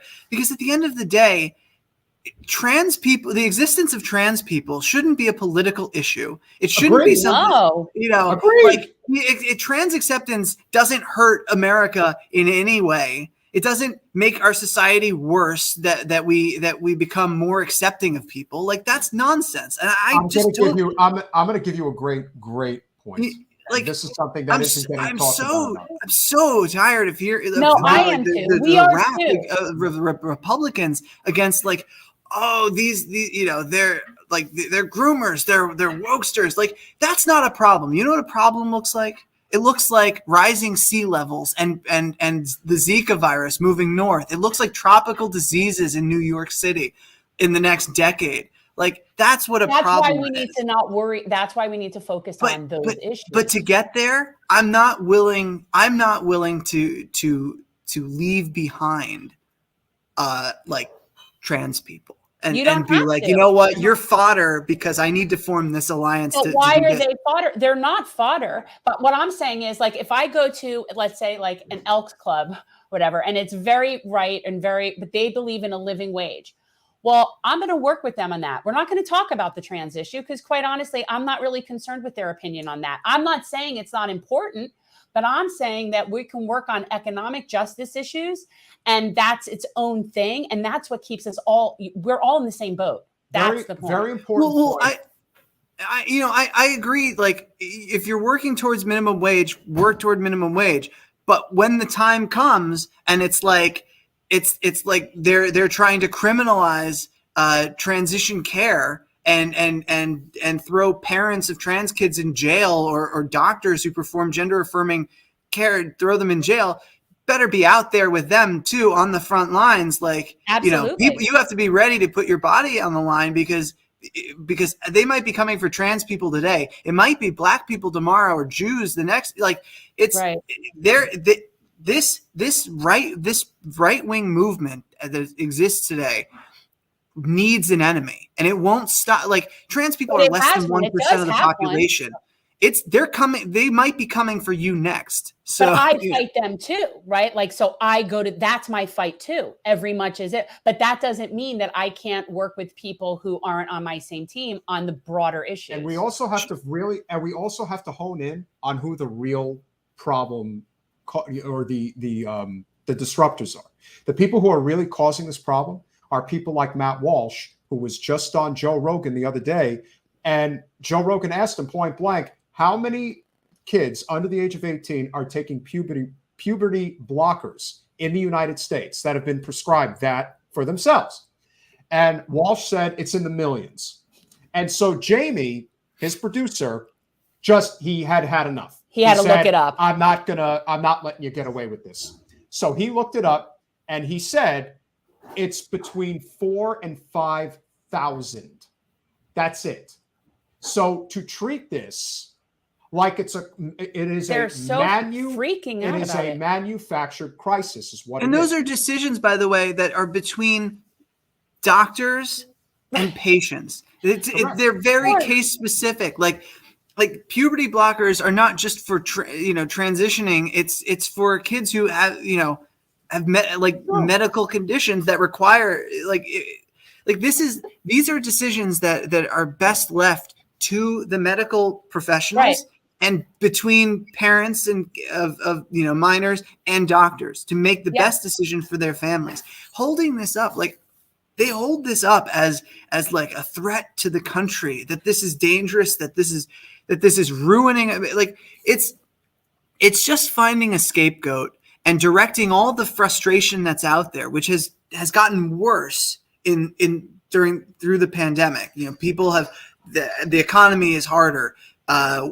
People are there's a lot of uncertainty. A lot of people have died, lost loved ones. It's a very vulnerable time for the country, and they're taking that and they're directing it at teachers, trans people. Vulnerable. They're targeting groups and holding it up they're teaching your kid to hate America in school. They're teaching your kid that gay people exist, and they're grooming your kid. Fuck that.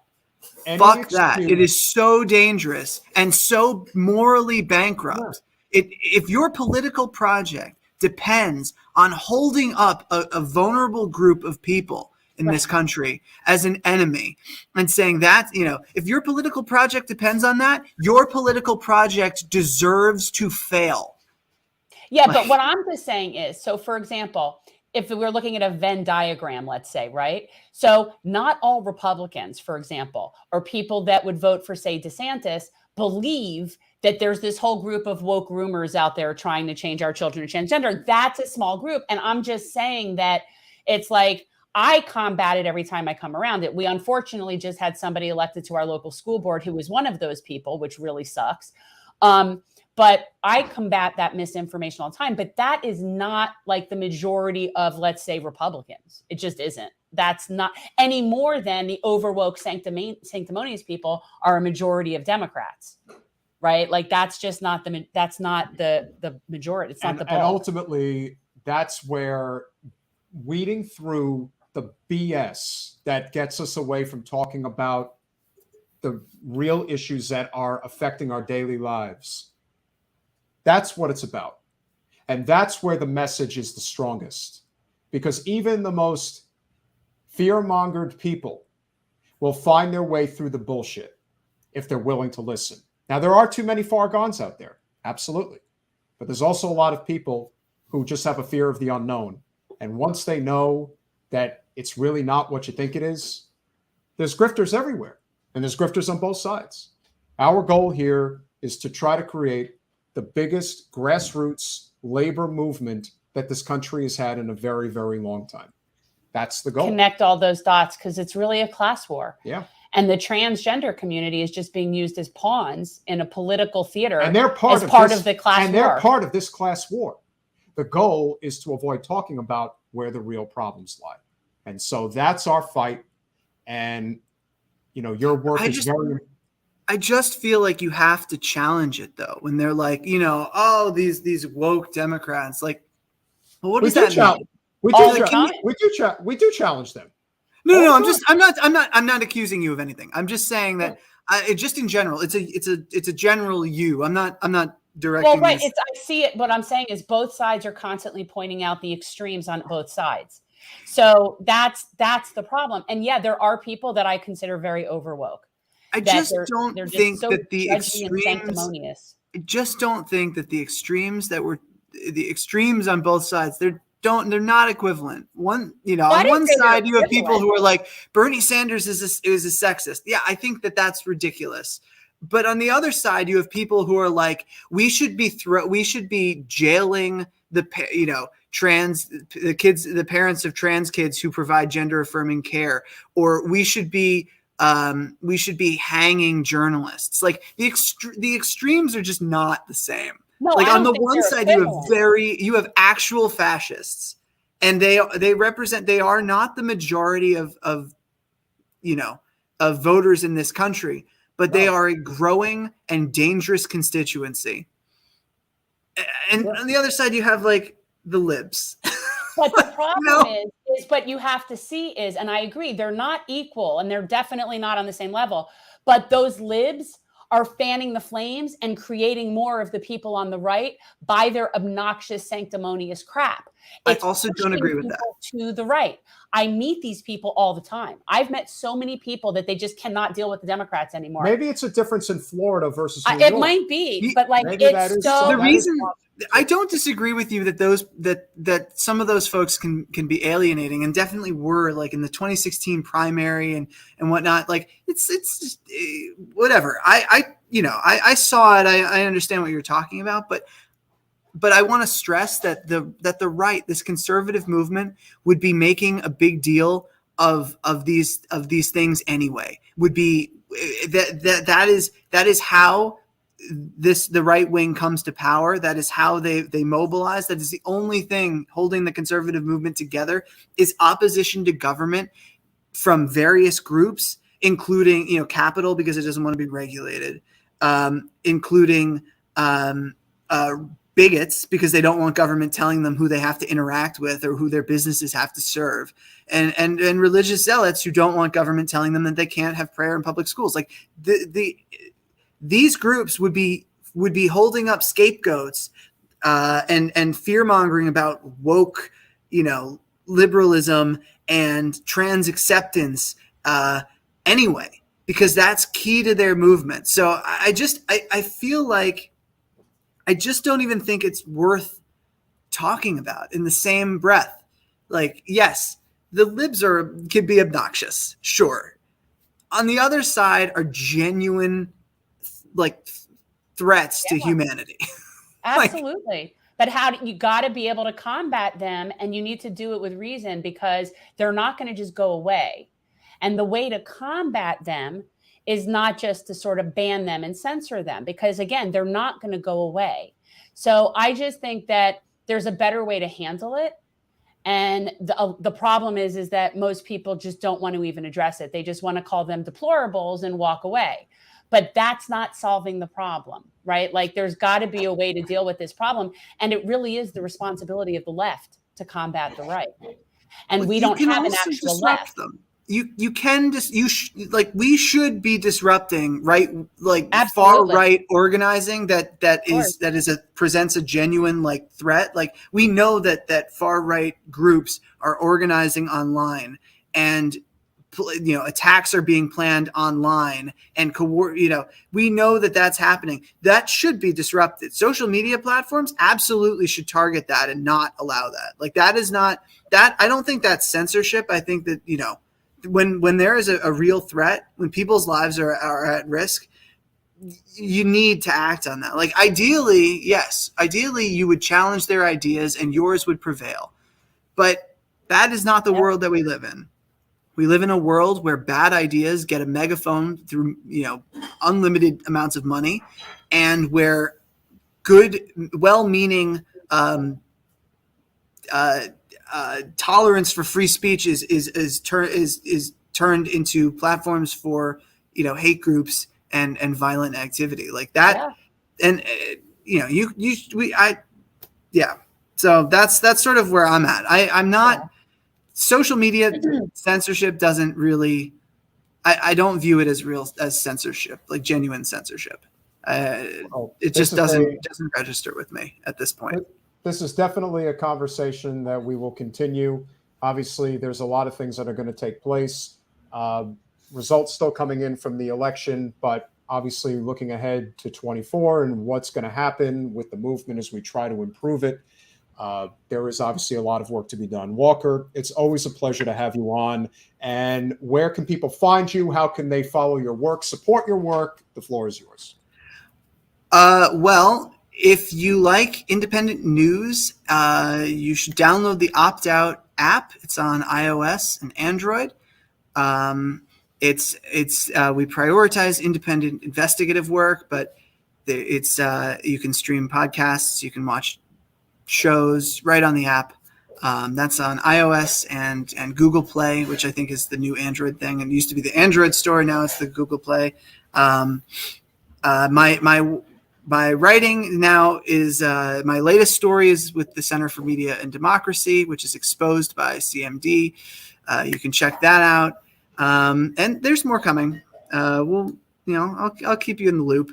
Always. And just to clarify, like, because I know I left off an unfortunate soundbite that I'm not concerned about censorship online. I don't think it's a good thing if like journalists in Yemen are having their content taken down. Obviously, that is still concerning, but like the far right stuff, like the dangerous like stuff, I don't consider that censorship. Yeah. I think I understand. You're talking about hate moderation. speech. You're talking about hate speech, and that's definitely something that is a debatable thing for me. You know, it's one of those things that I don't see as like I could see both sides of that very clearly, because that's what we're talking. We're talking about hate speech and whether or not that should be protected speech. And remember, there's always going to be shit stirrers that are going to try to draw the line and push that line as far as they can. And if they see both sides. And if they could push that line and make some money along the way, possibly even a lot of money, you better believe they're going to do everything. Yeah. So I don't like, to me, that's not one of those hard and fast ones where I think that you're like a censorship person. Like I know that you're not. I know that you're not. And just because you talk fast and think faster, Ben Shapiro, doesn't mean that you're right. No, it means that. What are you talking about? Ben Shapiro is one of the smartest big brain people in the world. Oh, if that's like this, I can't tell who do you like less, Ben Shapiro or Jordan Peterson? Or you could throw like Steven Crowder in that mix too. Yeah, Steven Crowder's a scumbag, but that's a whole other story. I don't like either of them. I think they're both just complete. Like Ben Shapiro to me he is like a fraud. Like, I don't understand why people think he's so smart. I don't understand it. Yeah, I would definitely say Ben Shapiro. And by the way, if you don't know how to get your wife wet, that's a problem for you, Ben. That's a problem, man. I'm saying he self-reports. You don't even have to go look that stuff up. That's self-reported. He self-reports. He does. Yeah. He is just his existence is self-reporting. Like, no. He's like, you know what? He's the real life version of like Alex P. Keaton on Speed. Like, that's what it is to me. He's like Michael J. Fox on Speed is Alex P. Keaton. I've got a lot of him. Wait, Walker, you're too young. Do you know Family Ties? You don't even know what I'm talking about. I'm embarrassed to say I recognize Alex P. Keaton because of that horrible Abercrombie and Fitch song. Like one of the. I don't know that. Do you know that it was Michael J. Fox? Right. And it was his starting role. Michael J. Fox was Alex P. Keaton. Yeah. Right. And the character, if you took Ben Shapiro and he slowed down how he spoke and he was actually really bright, that would be Alex P. Keaton. So I say he's Alex P. Keaton on Speed.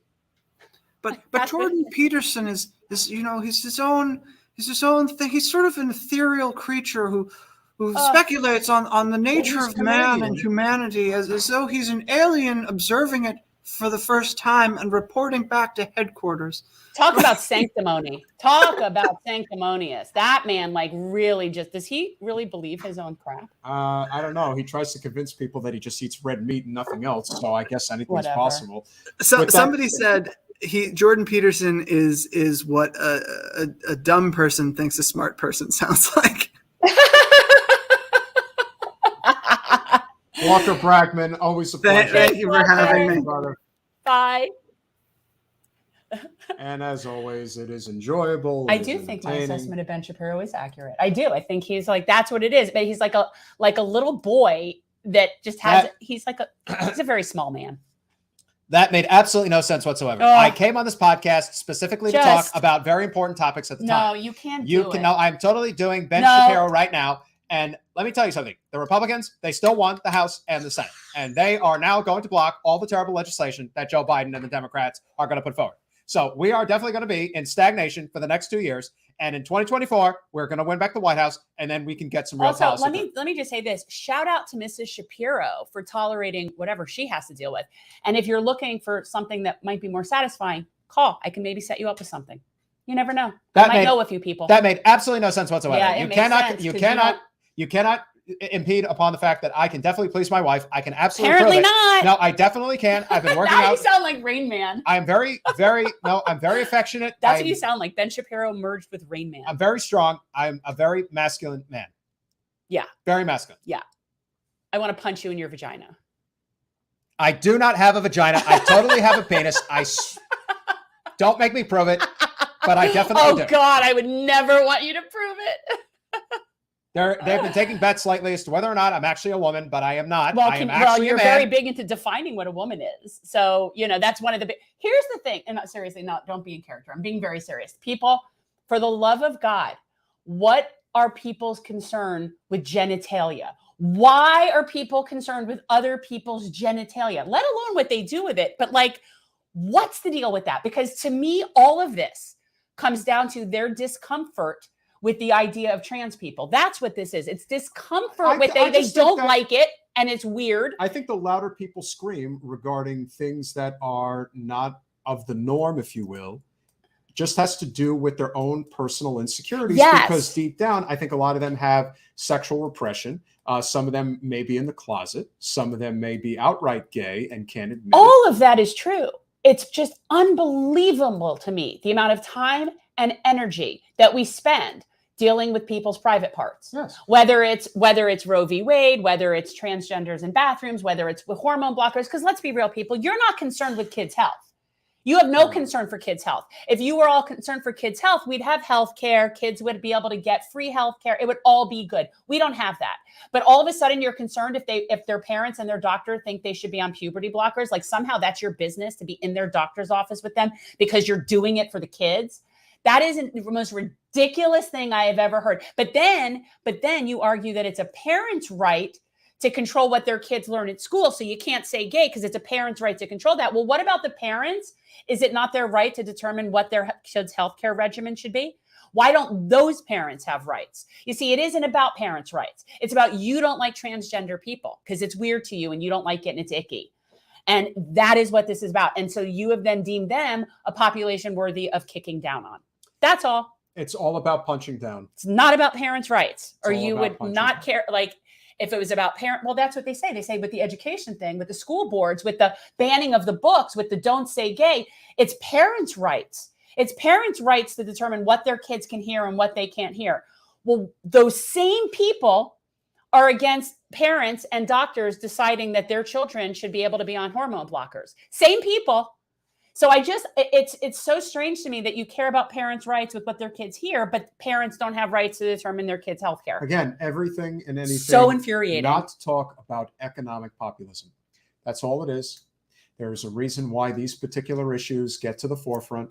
There's a reason why there is a lady who is now on the school board in Broward County who is completely it's unhinged. But you know what? That is true.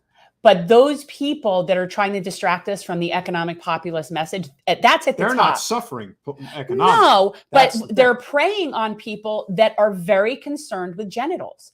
And that's what I'm talking about. The fact that there is that big of a group of people that are so insecure and so freaked out by what other people have in their pants, that they're willing to jump on board behind that sort of rallying cry on this tribal shit that we know is a distraction. But the fact that there's so many people that are able to be distracted based on who should use what bathroom and what, are you kidding me? It's so bizarre to me that mind your own pants. Seriously, mind your own pants, mind your own bedroom. It's like, God damn it, people. It's just so crazy to me. I'm sorry. Was that a live and let live rant? Because it's just bizarre to me. Just Where live did the and let trans people, die. where do you think the trans folk went to the bathroom before you were talking about them? Did you think they didn't live amongst us? Like there were no trans people, except for now they're being groomed to be trans. No, newsflash. People are starting to feel like it's okay to be who they are. It's sort of like, I remember a while ago, somebody was saying something about, God, there's so much, this was maybe in the 80s. God, we're seeing so much more cancer. I'm like, well, that is true, but no, you're seeing so much more cancer because it's being diagnosed. So you can't say, oh, there's so many more trans people. No, that's not a thing. It's always the same amount of people. You just now have to be knowing who they are. Oh my God, because they're allowed to maybe live in the open.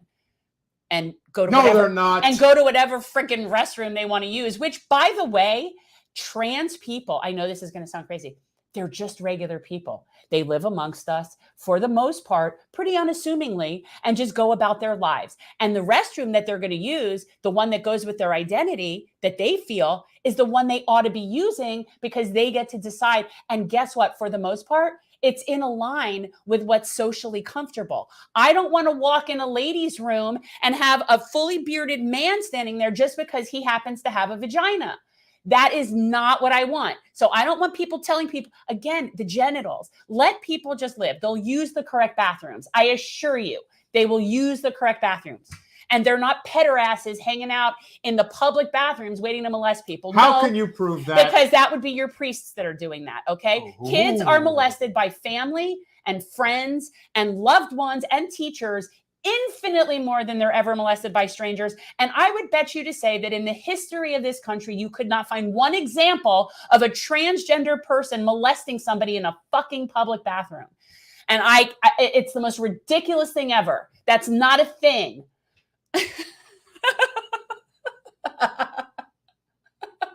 Support a living wage, support universal health care, support a clean energy grid, support ending the endless wars, and that includes Ukraine and Taiwan. Oh, Taiwan, we're not supporting that war. We're against that war. We're prematurely against that war. Let's say that. You're getting violent, Jim. I am getting violent. Behave yourself.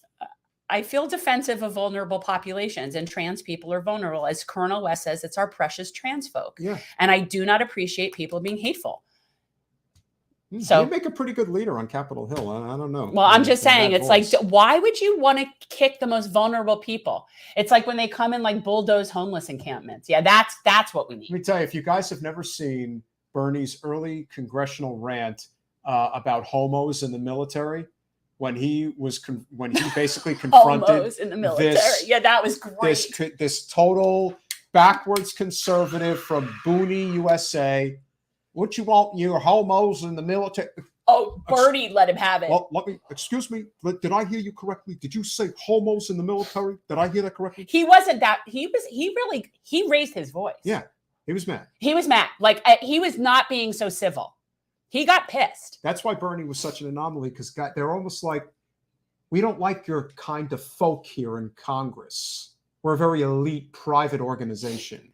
We don't want people like you here preaching your hippy dippy progressive liberal tree hugging crap. You just because you happen to have been the most successful mayor in the country running Burlington, Vermont, that doesn't mean anything in these parts. And Bernie was on the forefront of gay marriage always. He was. Always. The freaking audacity. You talk about opening up old wounds. You want to talk about something with the freaking Hillary, with the Clinton campaign that was so disgusting? They tried to paint Bernie as just like this anti-gay guy, this pro-white guy. Hillary Clinton was on record in 2010 saying, I do not believe in equal marriage. They did not believe in it. Yet Bernie hosted the very first in the United States gay pride parade in 1983 as mayor of Burlington, Vermont. Not just that. I mean, that's like pomp and circumstance. That's photo op. I get it. But what we're talking about, Bernie and Burlington and Vermont was one of the first, it was the first state to have civil unions. And Bernie had been talking about that forever. He's been a proponent of same-sex marriage forever. And so to ever paint him as, and that's like legit. He's voted for it. He's supported it. He's promoted it. He's spoken about it. So that's just ridiculous. We've got some really interesting guests coming up. I support gay marriage because I think everybody should equally have the right to attach themselves to a person for eternity if they so choose. Yeah, I don't necessarily recommend it, but I think everybody should have the right to do so. Everybody has the right to be equally miserable.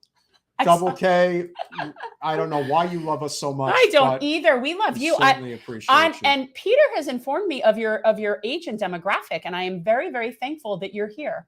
I am very, very thankful that you are here because my demographic tends to be like, what's my male-female percentage?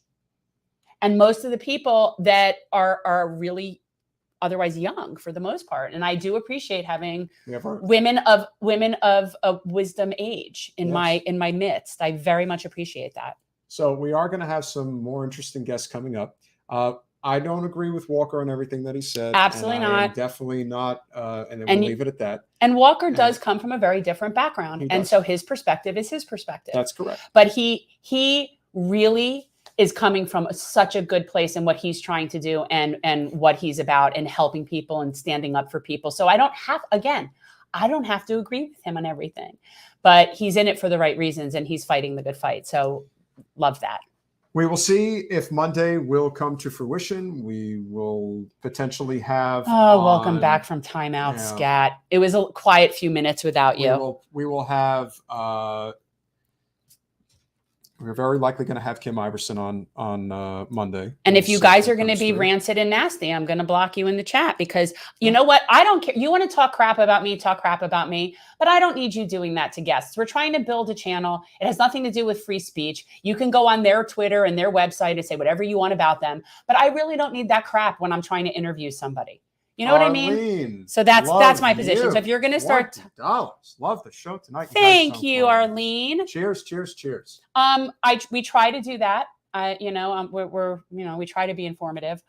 The goal of my life is to surround myself with smarter people. Anytime. So I'm going to do everything I can to contribute to educating people because it just makes my life better. We're all better when we're all better.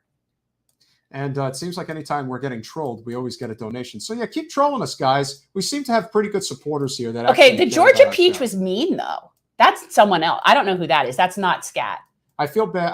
I feel bad for TM. I really like her, and she obviously is a big supporter of the show. But she, of course, thinks that Walker is wrapped up way too tight. And I know, she tends to be more, conservative, very libertarian, and that's fine. Look, I like all of you guys. I like all the people. I don't like Georgia Peach. You were very mean to me tonight. Older women have our own set of insecurities. You don't need to be like harping on my wrinkles and stuff. Like it's just unnecessary. All right, thank you, Double K. Yeah, no, I wasn't going to argue with Walker, but there's definitely a difference of opinion. I think you bungled and botched. I am very much a free speed absolute. I don't know why you're bungled and botched. I hope it's kind of like not serious. Am I allowed to share a thought? Please. I'm sorry. I'm reading this. So I do think that there is something to be said for having the difference of opinion. And even so much on the idea of civil liberties that some people just do not agree with, which is fine. But that doesn't mean that I have to go along with it. And that's the live and let live aspect of life that I think people really need to understand. If we're ever going to get anywhere, that's the only way it's going to happen. Point being, we're having Kim Iverson coming. Kim Iverson is most likely, we'll see. We'll see if she confirms. Okay. For Monday. Wednesday, we are going to have our friends Punch Up Pod? Yes. I don't know. Have we met them? Yes. Okay. Yes. I'm trying to remember. Okay. You did that weed and wine happy hour. Oh yeah, she was cool. Oh yeah, no, they're very smoky fluid to interview. And then the hulky guy, I forgot his. Okay, so yeah, we're gonna have some fun with them next Wednesday. Okay, that's cool. Well, you know what? Look, guys, I like Kim. I've always been very clear about that. I like Kim. I respect Leftist, her. Our good friend and supporter of the show, has made it very clear he does not like Kim Iverson, and I have no doubt that he will be here to let her know that. And that's fine with intelligible, reasonable, critical comments, and not being nasty and rude and. That's fine. You can disagree and you could debate her and whatever. But I have met her. I have spoken to her. Thank you, Sam. She does her research. She's extremely smart and she does not purposefully put out misinformation. You might not agree with some stuff that she said, but she is absolutely not putting out misinformation in any attempt to do anything. That's and what just you not have to her. re- That's not her and, jam. and again, as I always said, a primary example is I would never advocate for ivermectin as as what you would be using to deal with COVID. Everyone is entitled to do what they want, but the idea that there was this, that I already put that up. Oh, I'm sorry. If We obviously don't have that good of chemistry.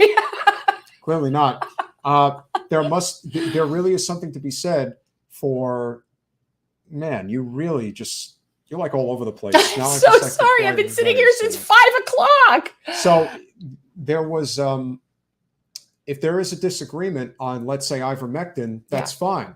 But to say that people are taking horse tranquilizer when you know that's not true, or horse paste, whatever they were calling it, you know that's not true. That's not what people were doing. And you did it anyway for political points. That's not how we get where we're going to get, because the truth is a lot of people agree on these major issues that we're trying to get in this country. That's the point. If we're ever going to get there, then telling people that who may use ivermectin, you don't have to agree with it. I didn't use it. But if somebody chooses to, don't say what they're using is horse paste, because that only widens the divide. It's not helping.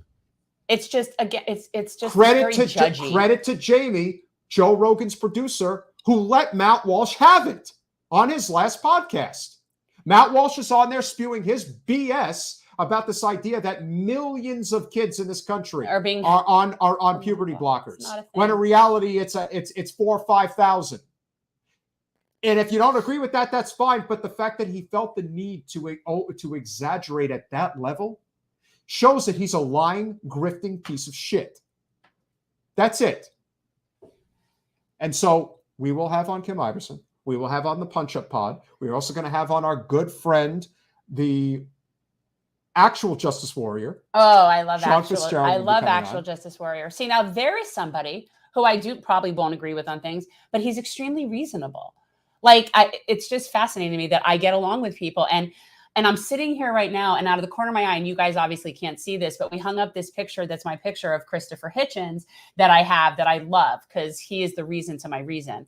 And it's a picture of him, and he's like holding up his scotch glass like this, and I'm looking at him. We're talking about Kim Iverson, and I feel like, what would he say? And it's like, we're all entitled to have our opinions. We're just not entitled to our own facts. So it's like it's not like Kim is going to be on this show and we're just going to go right along with everything she saes and say, "Oh yeah, completely, no, totally agree." But let her explain. She does her research. She doesn't make stuff up and pull it out of her ass. She works hard to do what her work and get into stuff. And she covers things very well when she does. She's very thorough. So it's like, you got to give people like that the benefit of the doubt. She's not purposefully spreading misinformation. Same with Walker. Trust Everyone people is that are different. trying to work and get what, like, these are people that are on our team. Yeah. They're trying to be part of the solution. You might not agree with how they're going about it, but I promise you, Kim is part of the solution, not the problem. When it comes to, and we will ask her when Kim is on, we will ask her point blank: do you support universal health care? Do you support a living wage? Do you support a clean energy grid? Do you support ending endless wars? Do you support criminal justice Do not reform? dare talk like that when she's here. I swear I'm not going to let you do that. It's not cool, but I agree. She really does have a good rap. What the fuck, Jen? She does. She looks great. You can make fun of Kim all you want for anything like politically, but she looks great. She does. She looks great. She takes good care of herself. Anyway, thank you guys for supporting our show. Thanks for those who came and crossed over from Jordan's Status Coup podcast from earlier. Looks like a handful of you guys came over this evening. Thank you, guys. Hopefully you also subscribed, liked, and shared the video. If you are so inclined, again, become a Patreon of our show. We'd really appreciate it. Or go to Cash App. Any support. Exactly. Yeah. Exactly, Eric. She's on our team. Yeah. Well, she's good people. And Scat, you're a buffoon, but that's okay. Yeah, just don't be like, I don't know who the other one, but the other person was mean. Scat's just annoying. Bungled and botched is absolutely right. Yeah. All we have to do is keep talking, because the more we get to know each other, the more we know each other, the more we like each other, and the more we'll find common ground. That's the bottom line. Well, that's what it's all about. That's one of the reasons I wanted to have Beth on. Like, this whole stigma about, opioid. Like, it's very important that we see other people as real human people. And I will leave on this note regarding Tucker Carlson. I think one of the best people, bar none, in all of politics, even though he's in labor, is Chris Smalls. Chris Smalls went on Tucker Carlson's show. Yeah. And Tucker Carlson wanted to get him to bash AOC and bash the left because they weren't there for him the way that they probably should have been, or frankly, no, they needed to be. But they weren't. And so instead, what does Chris do? He redirects the conversation and starts talking about the issues within labor, and was very thorough about it, to the point where at the end of the conversation, you had Tucker Carlson saying, I'm not a supporter of unions, but man, I definitely agree there needs to be more balance and labor needs more power in this country. As far as I'm concerned, if you can accomplish that, you have accomplished everything, because that's the soundbite that the powers that be don't want people to hear. They don't want that. They'll probably not invite him back on, though. Probably not. But you know what? He had his moment. He made it count. And we are going to make ours count. We try. Who's on. So try. We'll see how these elections unfold. Obviously, by Monday, we'll know a hell of a lot more where we're at. And we'll see if we've got some special guests. Oh, you got to do our small business neighbor. Yes. One last thing before we go, of course, is we have to promote our local small business, who is the sponsor of our show. We kind of went a little out of order today because I really wanted to take advantage of like viewership. If you're thinking about home, life, or auto insurance, we highly recommend you give a call to our local small business in Delray Beach, Florida, Apex Insurance Agency. You might get a quote that will surprise you, because let's be honest, nowadays getting any type of insurance coverage is like insane. A voiceover. You're like, you sound like voiceover commercial. It's funny. Well, in the state of Florida, it's obviously not so good. So definitely give Apex Insurance Agency a call. We will definitely be grateful if you let them know that. Tell them Jen and Pete sent you. Yes. But yeah, seriously, guys, if you don't have a particular insurance agent, it's always nice to use someone local. If you're down here, Tri-County. If you do have a small business that you would like to have promoted on our show, it is only $50 a month as a patron. And we would very much appreciate that support. And we will plug you every time and recommend that people every time. Absolutely. And also, you can even come and talk to us on our show. You can come on our show and promote your own business. That would be gravy. And I would also point out, what is it that I'm really looking for as far as a small business sponsor? You know. What's my number one get? Small business sponsor. I don't know. A candy shop? No, taco truck. Taco truck. Right. Taco How many times have I said, if you have a taco truck, please be a small business sponsor. We will promote you. We'll come to you. Yeah. Thank you all. We'll see you Monday. Bye all.